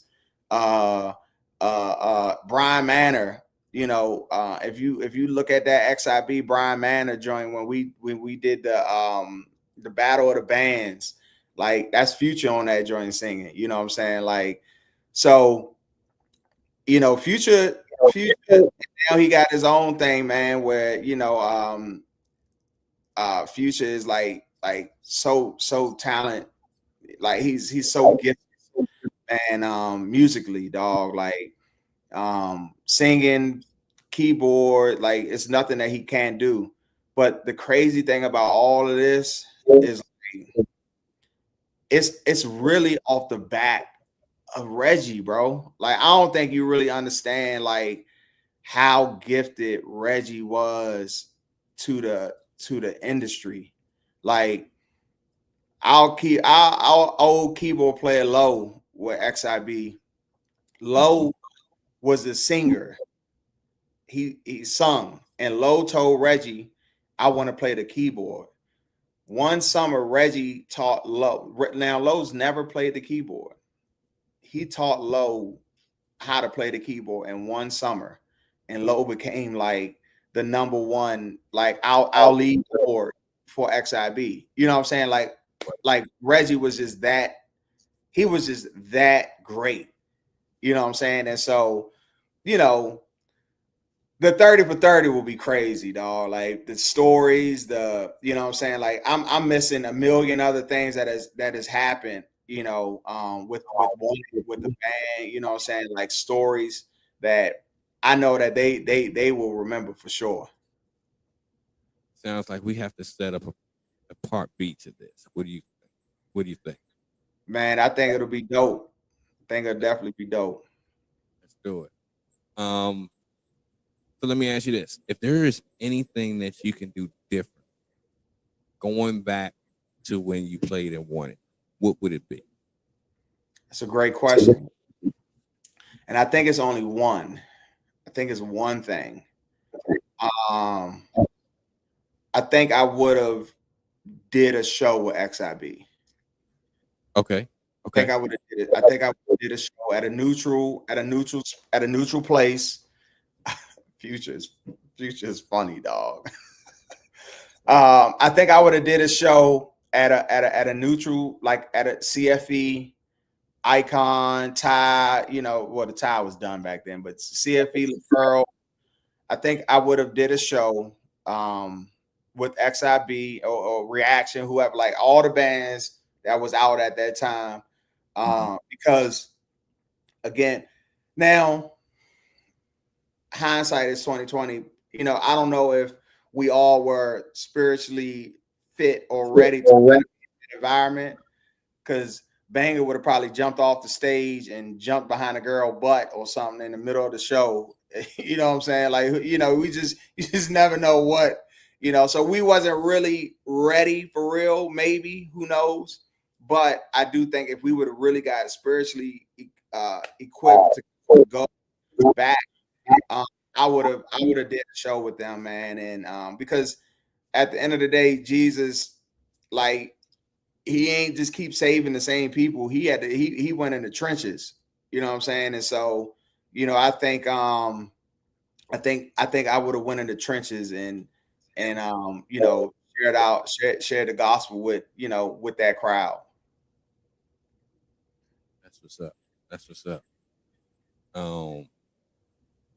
Let's see. Adele says, song checks were fire. If you ever want to be somebody. Yeah, so it's funny, man. Like, that kind of go back to XIB days, dog. Cook and Trini, when we would do our sound checks with XIB, it was high level. Like, it was like a mini song that we were kind of playing to really get the vibe of the mic. And so we kind of transitioned that over with Cook and that front line, Amanda, like, really checking our mics. But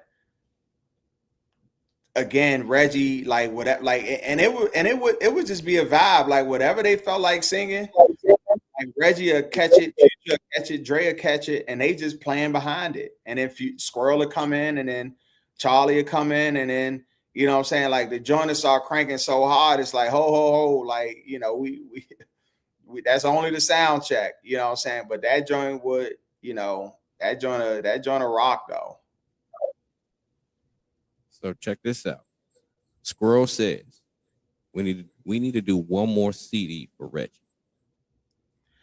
See, I think that's more doable than a show, for sure. Okay. Like, I don't even know if I got the mental capacity, dog, to be putting out flyers, and, like, I don't even know how to promote no more, dog. I don't even, like, this era is so different, man. You know what I'm saying? I mean, once a grinder, always a grinder. But it's so, everybody just so spaced out, like, far gone, like, and I'm not saying from God, but just like, some people just don't care no more, you know what I'm saying, like, or care to hear it. But I do think if we did a CD or something, like, it's gonna be crazy, because I know it's gonna rock, and then people gonna wanna hear us, you know what I'm saying, live. And so, man, like, they all in the chat now, probably just oh, they say I got a pause. But they all, I know for sure that group, man, will be with it. And they all still got it. They all still got it. You know what I'm saying? Like, Show still got it. Twan, E, Amanda, you know what I'm saying? Dave is killing that Zion right now. Like, Cook probably the only one that lost it, but he's good on that guitar, though. So we had to transition him over to D Will. He had Zion, you know what I'm saying? And that's the thing. Zion, y'all actually probably owe us a check too, man. Like, I need to talk to Battle about that, man. He done stole half my band, my singers. You know what I'm saying? Like, you got KB, that was with XIB. You got Dave. You got D Will. You know what I'm saying? They all came They all came from under our tutelage. True. So hopefully we'll be able to get another CD, right? CD sounds good. But when a CD come out, the people going to be requesting. I'm just, what's going to happen. Yeah. We gonna have to do it at St. E's, man. You think they'll come out there? What's funny? I was literally thinking about this for like a month. Do an outside gospel go at Sycamore and Oaks. It'll be the perfect place for it. Yeah. Perfect place. Maybe. Yeah. Hey, I say let's work on it with a collective effort from some good minds and do it for next summer. That's what I think. What you think? Figure it out. Figure it out. All right. So let's see here. What's another good question for you? How often did y'all create a song and be like, you know what? We're not doing it. We're throwing that in the back. So I think the songs, man, when we now you gotta a lot of our songs we hit and then we formed it at a show. Okay. And then if we didn't get the reaction that we wanted, we'll be like, that we will go ahead and toss that joint. But then it's times though, like when I listen to it like right now and be like, we dropped the ball on this one. We ain't really hit this joint enough, or we didn't give it time because it cranked, dog, and we dropped the ball on it. Like we let it go too early. Like one, like the what you need, what you need. I like it was a couple joints that we like absolutely cranked, but we just let it go. You know what I'm saying? We ain't really do it. You know what I'm saying? Like Hold Me Back. Even though it was on the album, on one of the albums, we didn't hit it enough. You know what I'm saying? Live.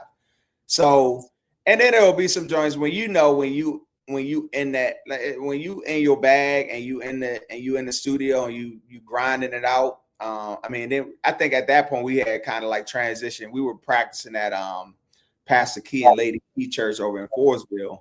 Like it'll be like, this joint stinks. Like let's just not do it. You know what I'm saying? Like it's not flowing together as a band. It's not flowing right. You know what I'm saying? So it'll be like, next, you know what I'm saying? Like, and we'll laugh about it, you know what I'm saying? Like, dog, this joint, we suck. You know what I'm saying? Like, and then we'll just kind of like throw it. Okay. What's your favorite gospel go-go memory?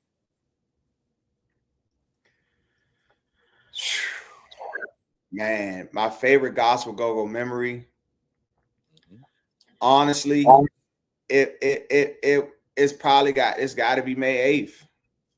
It's got to be our first show ever. You know what I'm saying? Because again, like we did so much on the outside and preparing, and like people were at the house, like, it was just such a big event in our hearts and our minds. But and it was the first, you know what I'm saying? Like, that joint was, it was amazing. And then I'll say my second, man, I met my wife at a gospel go-go.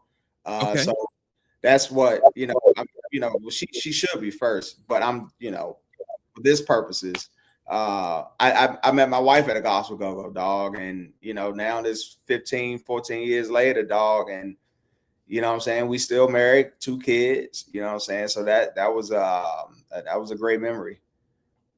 That's what's up. Shout out to the wife. Good job. Yeah, she's actually quiet, dog, because I expected it I was not going to do that. True. Oh, you know what?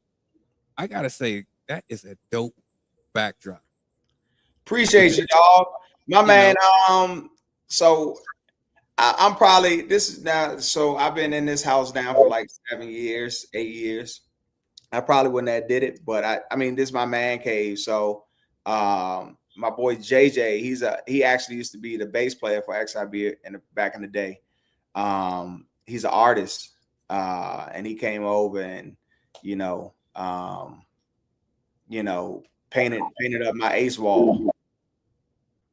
That's what's up. That's what's up. So that's another thing too. If you need your floor to have that epoxy, that dope look, hit up Squirrel. Hit up All Squirrel. I remember when he first started. He first started while he was playing with Wonder Band, right? Yeah. And Squirrel always been a grinder, man. But and the good thing about Squirrel too, with the epoxy thing, yeah, he put his people on. If you're a hard worker and you want to learn how to do it, he'll teach you. You know what I'm saying? And then he'll give you jobs. You'll work with him. But if you lazy and you ain't doing it right, he ain't gonna look out for you though. But he definitely do some good work. That's what's up. That's what's up. So, all right. So we talked about your favorite memory. Let me ask you this: what's your top 3 gospel go-go songs that were not performed by Wonder Band?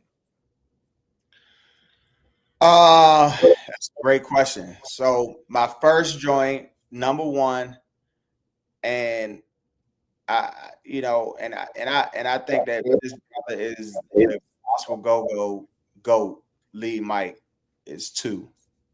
Mm-hmm. That's that. I'm a stamp that. It's 2. Okay. Um, I'm a believer. Okay. Uh, and then I'm going CRB. Now I'm gonna tell you something about CRB. Their worship, like Donnie, that's his name, right? Donnie, like Donnie and I think Ashley, dog, they were like that, bro. Like their worship, Donnie was like he really rocked, young, like crazy. But I'm gonna go with that joint where I was headed for destruction. Then he saved me. He saved me, dead and sin. And that joint rock. Um, and then my third joint, I'm gonna go with now this dude is slept on, bro. Dog, Riz and Radical be rocking, dog. And I don't know none of their song names. I don't know none of, but like, so it's funny, dog. I was talking to Show about this like a couple months back, and I was like, Riz from Radical was like, he was like Chris from TOB. You know what I'm saying? Like, it's a distinct voice. You know what I'm saying? Like, it's just like, Shawty had it. Wayne, he had it. Um, uh, uh, uh, E from Elevated, E Crank too. You know what I'm saying? Like, um, you know, but I got a question for you. Who you think the gospel go lead might go? I'm gonna say 2. You Hey, say 2? definitely. Hey, I would say this. I would go even this far with it. 2 is the best lead talker in go-go that the mass majority of fans are not aware of.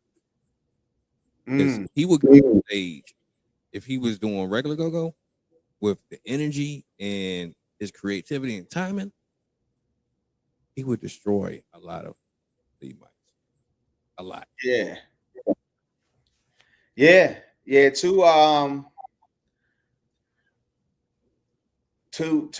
crazy. Too crazy. Like again, like the way he just knows like how to put the whole flow. Oh yeah, yeah, it's Megan. I think her sister name was Ashley or something, maybe. Yeah, Megan, she was crazy. Um, but like I think too, just know like when to hold it, when to drop this, which like he was like the Go-Go Hill song, like like he'll never get old. And Hillsong, people still listen to Hillsong today, like even though it may be a Maverick City music that may come out or whatever, but people always gonna go back to that Hillsong for something. And like he just had that joint, dog. Like, bruh, you know what I'm saying? Like, bruh was like that, and bruh tough. I will even say this: I have never seen a bounce beat band have an element that two added to Verto. He had horns with a bounce beat band. Yeah, he had I my ain't Ben. never. What's my boy Ben? Ben, he had Ben on the sax. You know what I'm saying? Like, yeah. But you start seeing it. I think actually might have started it, dog. And I think I've seen, like, now you'll see like Vibe Band. I have like a trumpet. You know what I'm saying? But they not on the bounce though. I don't think Vibe be bouncing with the like they was bouncing with a saxophone. Well, Vibe will hit a bounce, but they're not a bounce beat band. Like, Nah, they not a literally bounce. bounce beat band with horns out, and then it was on the money too. Yeah. Two is a genius when it comes to it. So you said your favorite song was David Dance. What was your favorite one of their song? I would say David Dance, because remember, I'm old. I guess you could consider me an old head, Right. So growing up, when I was your age, that's when that song came out, right? Right. Like my teenage years, right? So it resonated with me, right? But also, Turn Up was fire, and Bless. I really like that joint because D Will was killing the singing on that. Yeah. So was Bless an original song or was that a rendition? Nah, that was a radio mix. I feel like that was a T-Pain joint. Okay. And we just switched it up. Well, hold on, let me. Yeah, that was definitely. I think it was a T-Pain joint. I need one of them to help me. Was that joint? Was that joint? I think it was a T-Pain joint. And we just switched the joint totally up. But I had asked my chat. I had asked one like, what was their favorite songs? And you'll get a round of applause. You'll get oh yeah, it was T-Pain and DJ Khaled. It was that joint. You'll get Empty Me, David Dance, I'm in Love. But I'm gonna tell you, a sleeper for me was that Worthy as a Lamb. Yeah. That joint was a sleeper for me. And I just and it was, I think Amanda hit a note in that joint, dog. Like, are you Lord God over? She went crazy on that joint. If you listen to it, I'm like, God dang, like that joint was crazy. You know what I'm saying? But I think Round of Applause was one, but Lost too, man. I think Lost, that joint is like a sleeper, bro. Like that was one of my joints, dog. But I'll say this. So I think like Empty Me was one of my top favorites because that bounce, it reminded me of like XIB when we was back when we was at XIB. My favorite song was Super Free. So it had the same flow to it and the same kind of bounce with it. And that Empty Me bounce, dog, Squirrel and Charlie and Chris, man, that they used to go crazy on that joint, man. Like, yeah. So I had a couple. I had a couple joints, man. And just like I asked them, like, who was their favorite feature, like that came and got on and won it, and we had some people. We had some people come through. Spaceman, Rick, Kels, Bill, John. Okay, it was crazy. Let me ask you this: when y'all started playing Congo with the band, right? What inspired y'all to start to bring Congos into Wanted Band? We always did Congo. Like, Okay. like we it's a part of go-go, you know what I'm saying? Now Charlie had to get better. Charlie had to Okay. get better before we really was able to really put those Congos to work. And bruh worked like a workhorse with him and Squirrel. Because Squirrel and Reggie, musicianship wise, they don't play. You know what I'm saying?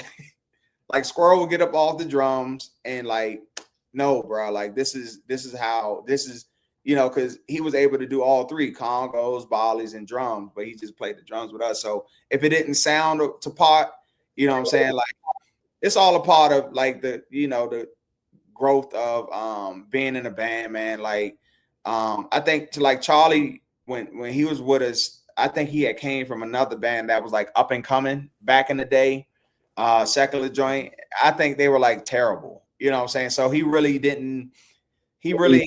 ain't know too much about the congos or the bollies. Like he played it, but it was growing.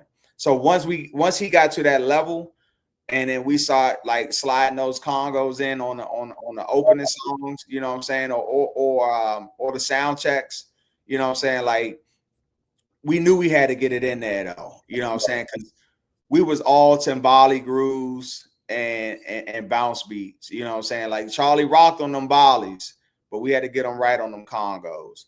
Because I feel like Crank It was rocking on the Congo. So I mean, you gotta, if you like the Warriors, man, you gotta shoot threes, dog. We ain't about to shoot middies. So yeah, give me that. Give me that was definitely a Congo groove.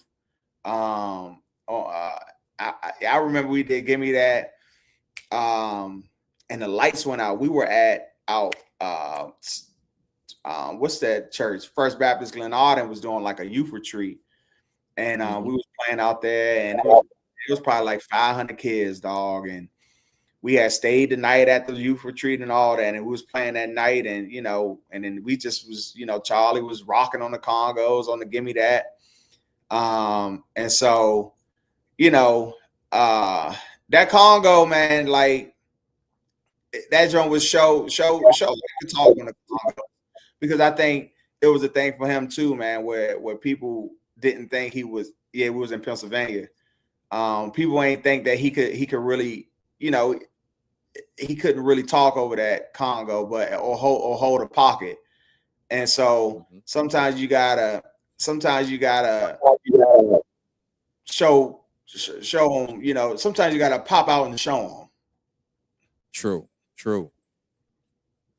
Okay, so in your era of go-go, from what I can remember, Congos wasn't well received by the bounce beat crowd, right? And even till like now, they like Congos is like, right? So why do you think that's the case? Man, I'm gonna be honest. I think like right now today, everybody that was in the bounce beat era, we did do the Let It See Congo. That was the first night. That was our May 8th. We did do the Let It See All Right on the Congos. That was our opening song of May 8th. Yeah, that's real. That's right, Squirrel. But I think now, if you really go back and like I'm 33, you know what I'm saying? Like I was in the go-go at 15. The people that was in the same go-go with me at 15, like probably really want to hear more Congo grooves now. You know what I'm saying? Like we on our two-step, dog. Like, you know what I'm saying? Or we want to act like we can sing with you. You know what I'm saying? Like if I had to go see a band right now, I'm going to see Viable back. Like who I'm gonna listen to New Impressions in my headphones though. Like I'm gonna listen to them in the car, but I ain't going to see them though, because I'm just too old for that type of music now. You know what I'm saying? Like, So I guess I'm an OG or I'm washed or whatever. Like I go to sleep at 9 o'clock. You know what I'm saying? Like, so I'm a part of that Congo crew. But I think the thing about it, even though back then too, you gotta do it. You gotta throw that Congo groove in there at some point, bro. Because if you don't, it's just like it's disrespectful to the game. You know what I'm saying? Like, it's just like you can't just even though Steph Curry changed the game and he's shooting all these threes, you gotta respect the mid range. You know what I'm saying? Like it's still a part of the game. You know what I'm saying? Like some teams are winning in the playoffs today because they hitting their high percentage in the mid range. And so, just like go man, like you gotta show respect and homage to those other past, man, like the Northeast, the junkyards, you know what I'm saying? Like Rare Essence, like Chuck Brown, like you gotta show love and pay homage to the groovers. Like you gotta pay homage to that Congo. That sound man ain't bringing joints for no reason. They want to see you warm them up. True. Touche.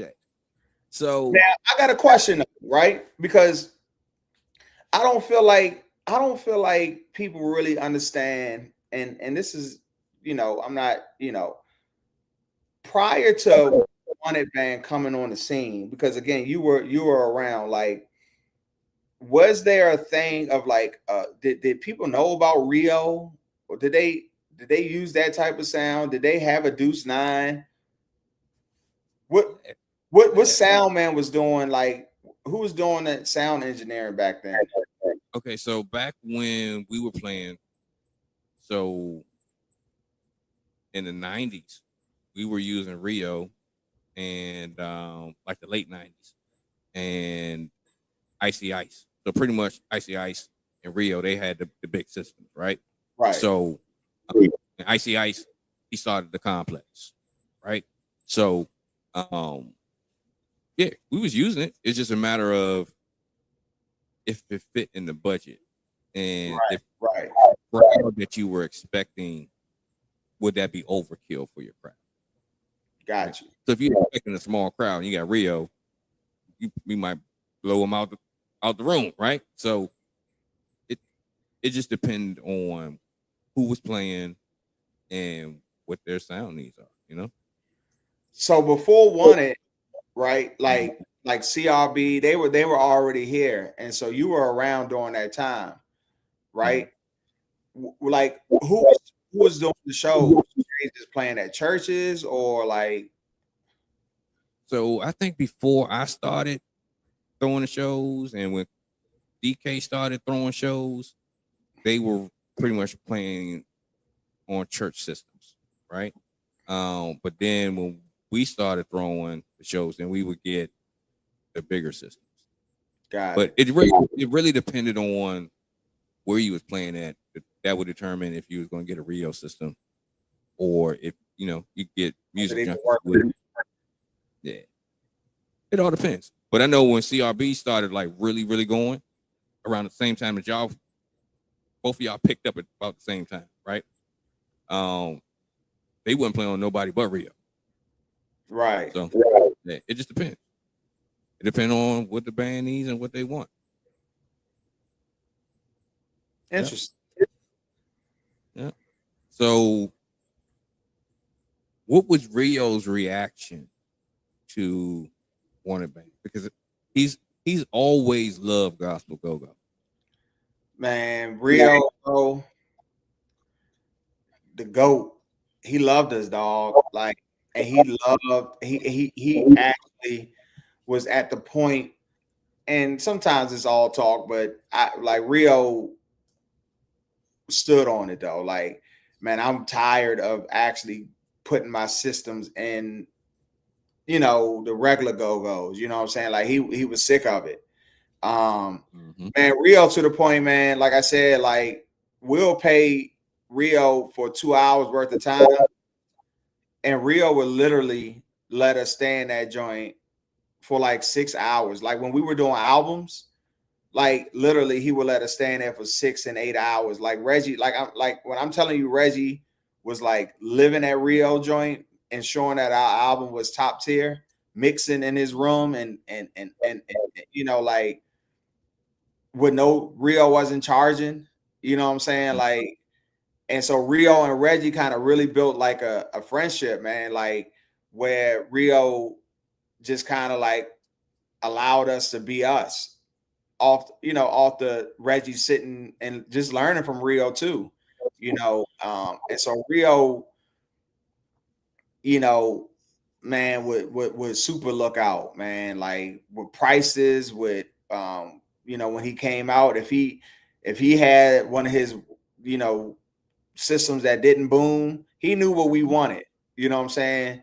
And so if he had to show somebody else and it's like, man, I know this system really don't thump as much, I'm gonna bring y'all the system that I want y'all to have, and then they'll go grad, you know, I don't care, you know what I'm saying? Like, I'm gonna look out for y'all type thing. So Rio was you know, I was job blown when, you know, about the studio and stuff like that. But he's a great dude, man. Great dude. I agree. I agree. He probably got all of y'all recordings, like what's the not the behind the scenes, like the unsung versions. For sure. Got him Yeah. saved. Mm-hmm. I can only imagine how many terabytes of go-go. Yeah, nah, he done Rio done seen it all. Yeah. Yeah. Real. All right. So let me think. Anything else we need to cover tonight? I feel like it was a question I had that I'm missing.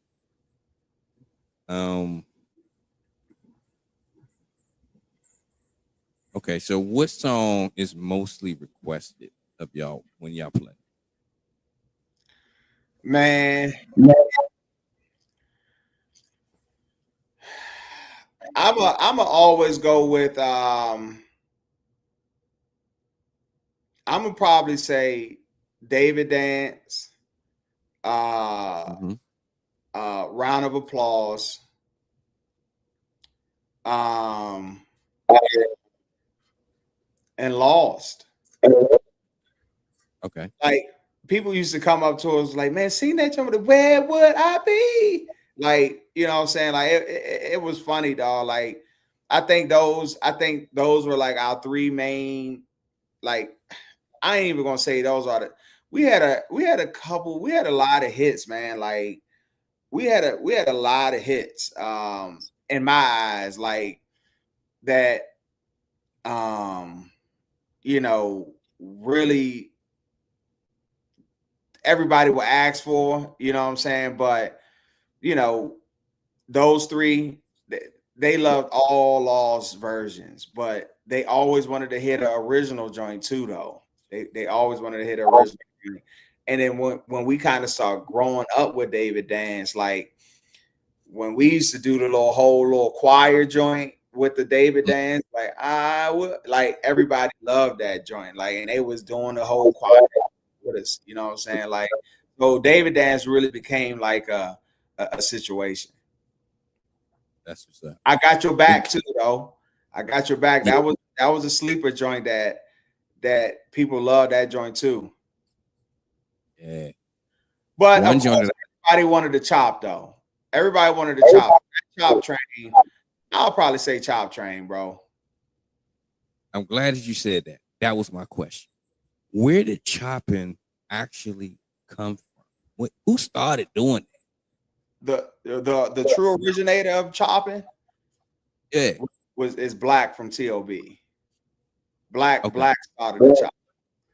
So it originated from TOB, and then you know, once Black and you know, everybody kind of caught wind of it, you know, it was a DC thing, and then it kind of made its way down here. But TOB Black started it for sure. Okay. Okay. Keyboard player Black. So So when he first did it, or when y'all first got wind of it, what were y'all thinking? Were y'all like, what is he doing? Or it's like, that's kind of fire.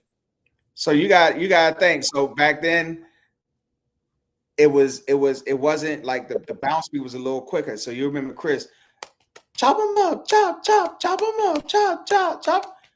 So it was like you kind of you move real quick with it. Like I don't know if I can get to that yet. You know what I'm saying? Like, but once people started doing it and doing it, and it was like, oh, like, okay, this a cool little way to dance in the go-go, because at first, when you gotta really think, like, dudes we was just throwing, I wasn't, but people was throwing up hoods, for the most time, or whatever, or getting freaked. You know what I'm saying? Like, it was no in between. It was either I'm putting on a hood or I'm getting danced on.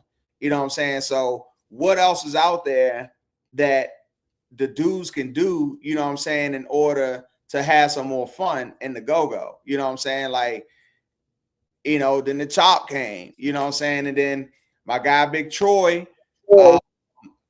Troy used to come out to the gospel go-go's all the time. He would do the little joint where it's kind of like you just like moving everybody. It's kind of like a little fake little mosh pit, but you kind of like just moving everybody. Like, Troy, to me, Troy originated that joint, you know what I'm saying? Like, and it was just like, not quite. So back in the 90s, there's a gospel go-go band called POC, right? Right. They used to do that all the time.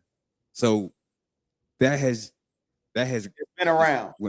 It's nothing new on this side. No, I can't say that. Because chopping was new under the sun. For I was sure. like, they going, what's the old Billy Banks, the karate workout video stuff. Taboo. No, yeah, that ain't Taboo. Yeah, Tybo. I was like, yeah, this is the Tybo of go-go for real. So I got a question though. You got? Were they chopping before One It Band? Like saying chop? Yeah. So two and them. So at Remnant, they were chopping at Remnant. Yeah. Okay. Yep. I think CRB was chopping. I believe that's the case. Don't get me wrong. Don't give me the line. Have you ever chopped? Yeah. Like once or twice. Can you still chop? I can jump up and down. Yeah. I can't, bro. I can't. I'm not gonna say I can do it for a long period of time. I chop. So rest in peace, Neil, dog. Like that was Neil thing. And so at his funeral, I chopped at his funeral because I had to. My Achilles. I hurt my Achilles. Wow. Like bad. I'm like, man, I'm done. I know I'm washed, dog. I'm limping after the joint. I'm like, man, no way, young. So, okay, so let me ask you this then. What was your reaction when you first saw Kirk Franklin chopping at First Baptist Church of Glen Arden? I knew the wave that we was on could have really been a real wave. But I think the wave, like, again, and this is the crazy thing, dog. Like, I swear to God, bro. Like, we never was like hating on no other bands. Like, we never sat and secretly talked about nobody or nothing. And I'm not saying that anybody did. I'm not in their room, right? But I think if we would have all kind of had that wave and kind of like try to do something together, you know what I'm saying? Or, had our connects and like made it all made sense. I think it would have been I think the wave could have been dope. Like, man, now let's try to get, I don't care if it's the three best, get the best drummer, get the best keyboard player, get the best bass, you know what I'm saying? Like, and all of y'all go play on Kirk album. You know what I'm saying? Let's see if we can try to do something like that. So I thought the wave of what we was on, was really moving, especially at Kirk and Ty.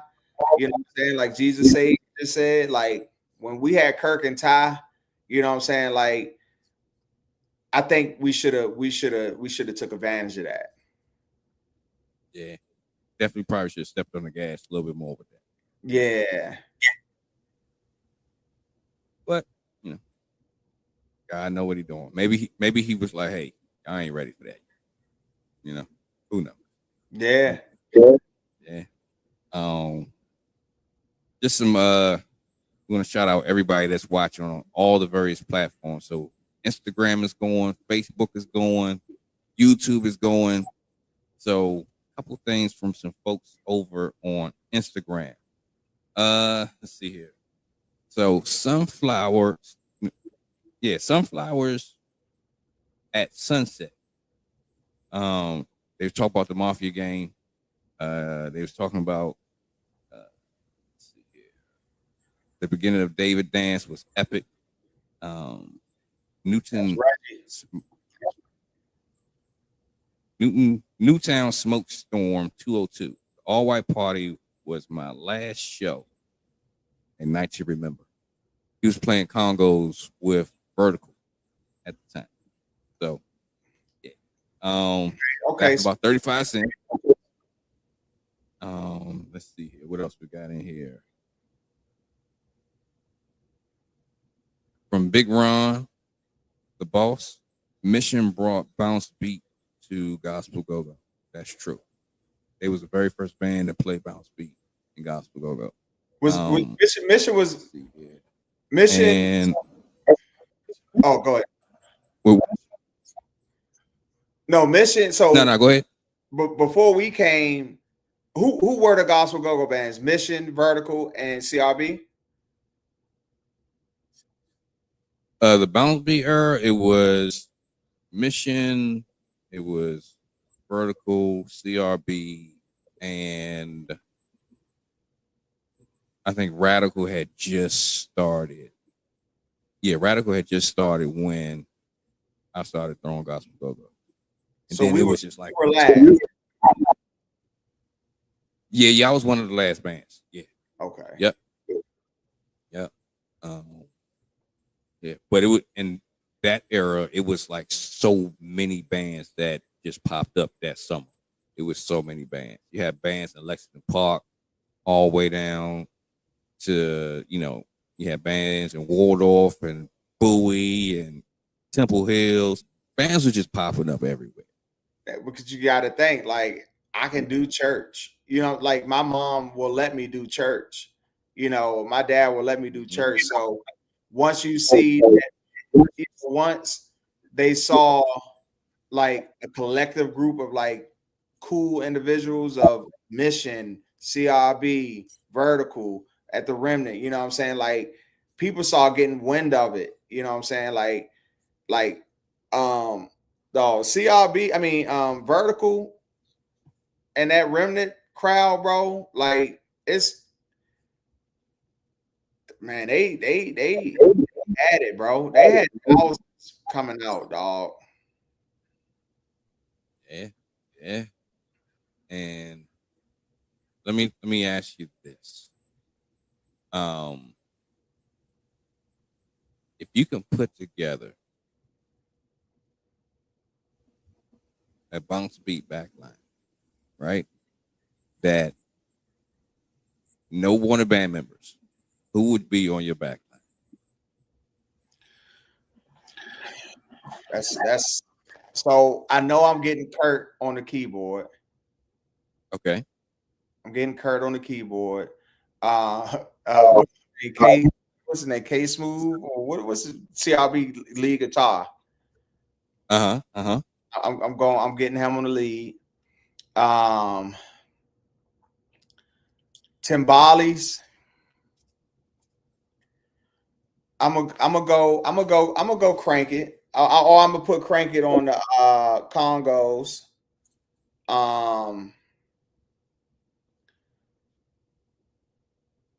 drummer is tough, man. But I think the uh rest in peace, dude. I think that was Mission Band drummer. He was tough. Jeff. Yep. Jeff was tough. Buddy Love is tough, man. I'm gonna probably go. Because of experience. Buddy Love played with CCB. So I'm probably go Phil on the drums. Okay. My bass.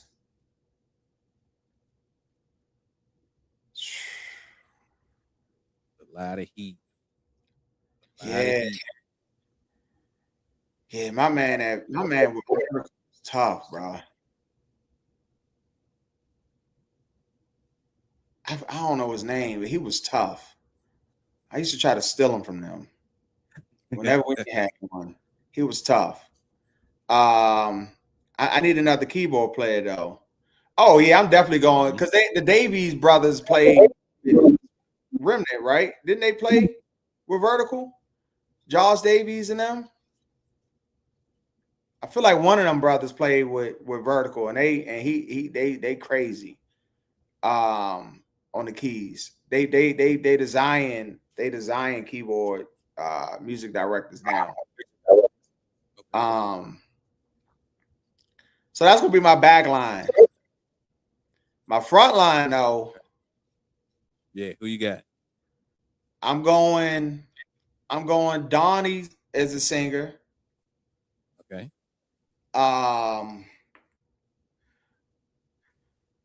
And this is all non-Wanted band members, right?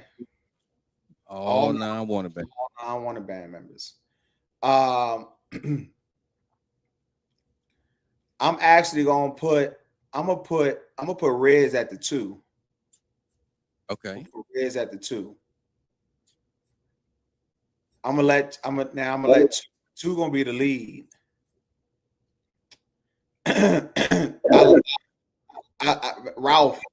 Ralphie as my rapper. And then I'm a female singer. I'm a cheat. I gotta steal Binta from Marty band. True Worship. I'm still Binta. And then as my hype man,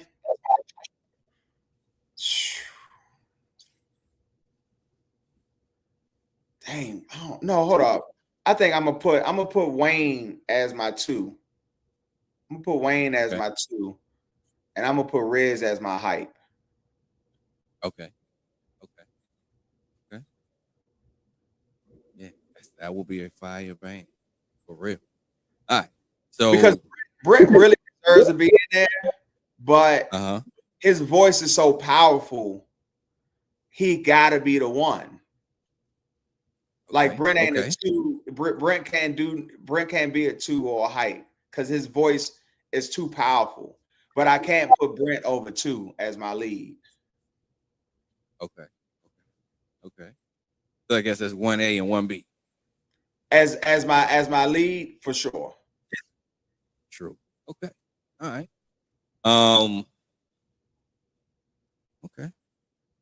Trying to think, is there anything else we want to cover tonight? Because it's a little bit past your bedtime. We approach 10 o'clock. Just saying, I gotta get to bed too. Right. Hey, look, man, we you know how that we getting older. Yeah, that's a part of being grown, right? All right, so we're gonna have some future discussions about some future things, gospel go-go related. Sure. Several other people that want to be a part of these discussions too. So I think we should definitely make a date and put some on the calendar for real. Okay, so let me ask you this then. if there was an artist that we can collab with, right, for a project, who would that artist be Right now, right now? man, I'm gonna tell you who I think will. Let me now. This is a tailored voice that I think would absolutely crank as a lead mic or something on a or rock on a go-go beat. Okay. All the artists out right now. I'm not saying that he's my favorite artist because I would love to collab with some other people, but I think this Mm-hmm. voice would go crazy over a bounce beat. I'm going Big X. Big X. Okay. Big X the plug. He'll go crazy over a bounce beat. Crazy. Okay. His All right. voice, dog, he'll go crazy. Okay. I'm gonna have to look up some of his music. Of course, Yeah. a little out of touch when it comes to certain music right now. So yeah, I'm gonna look him up. So folks, Hold up. I gotta go back. I'm sorry. I gotta take Binta out. And I'm okay. putting Ari Lennox because she was singing with Vertical. Okay. She was? Yeah. Really? At least that's what I heard. That's what I thought. I think Ari Lennox was singing with Vertical. Anybody in the comments, can y'all verify this? Where's two? Two was on here for a second. Somebody called two. Send him a text. Something. Anybody can verify that? Let me make sure I ain't saying false information.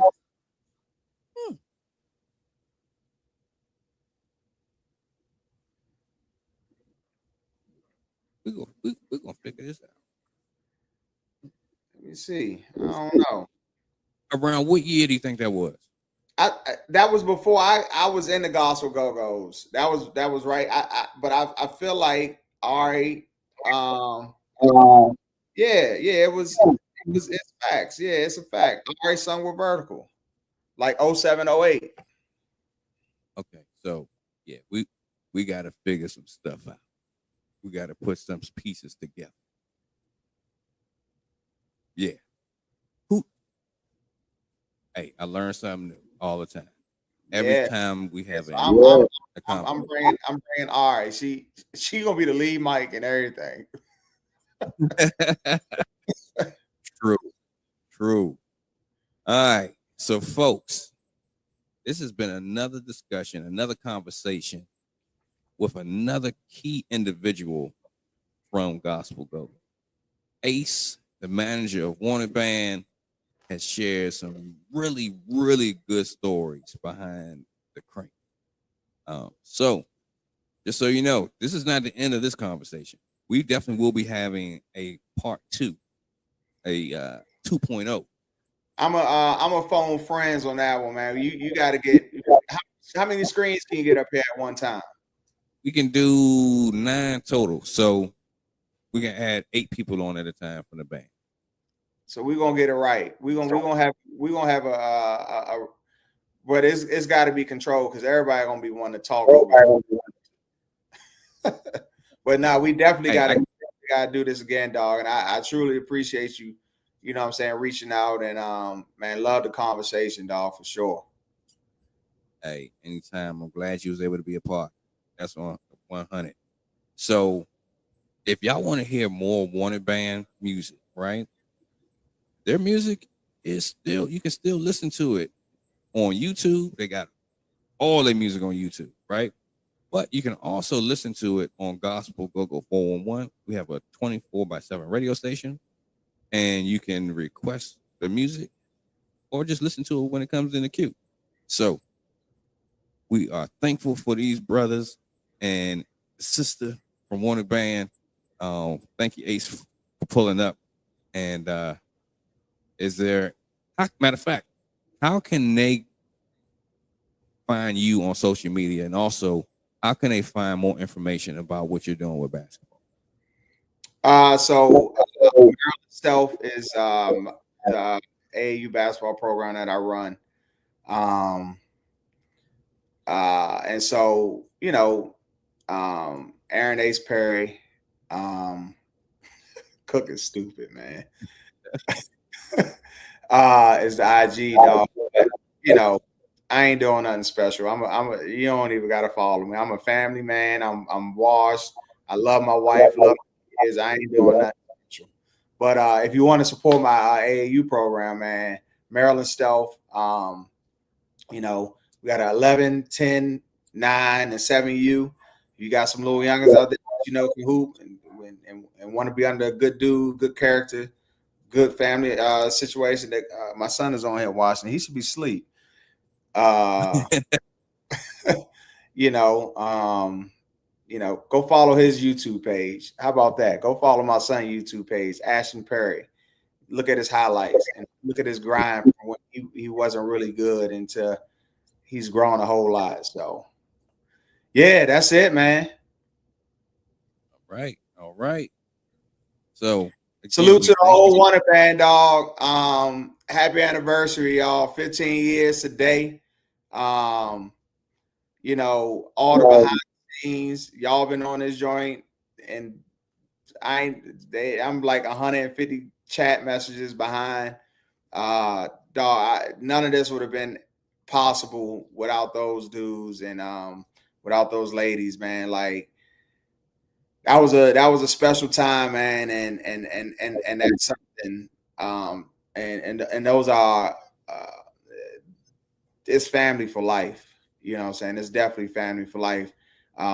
People don't understand, like in this go-go industry, when you truly get a band, like you spending a lot of time in that studio, in that practice, and you build a brother and a sisterhood like that's like no other, dog. Like if one of them asks me for anything, they know I got them. You know what I'm saying? And I know it's vice versa. So man, happy anniversary to the Wonder Band. You know, love y'all. And truly appreciate it. You know, because I'm nothing without them. You know, I wouldn't even be here without the hard work and dedication that they put in behind the scenes 15 years ago. So definitely shout out to y'all. We gotta go get some lunch or something soon, and figure out this album for my guy Reggie. Rest in peace. And again, wouldn't have had a band if Neil ain't answer the phone that day and say he was in. So rest in peace to Neil too. Rest in peace. Yeah. So I think that's a good way to conclude our conversation tonight. There won't be a conversation next week. We will be right back at you on the May 22nd. So, hey, we appreciate you, my guy. Until the next time. To the next time, dog. You got it.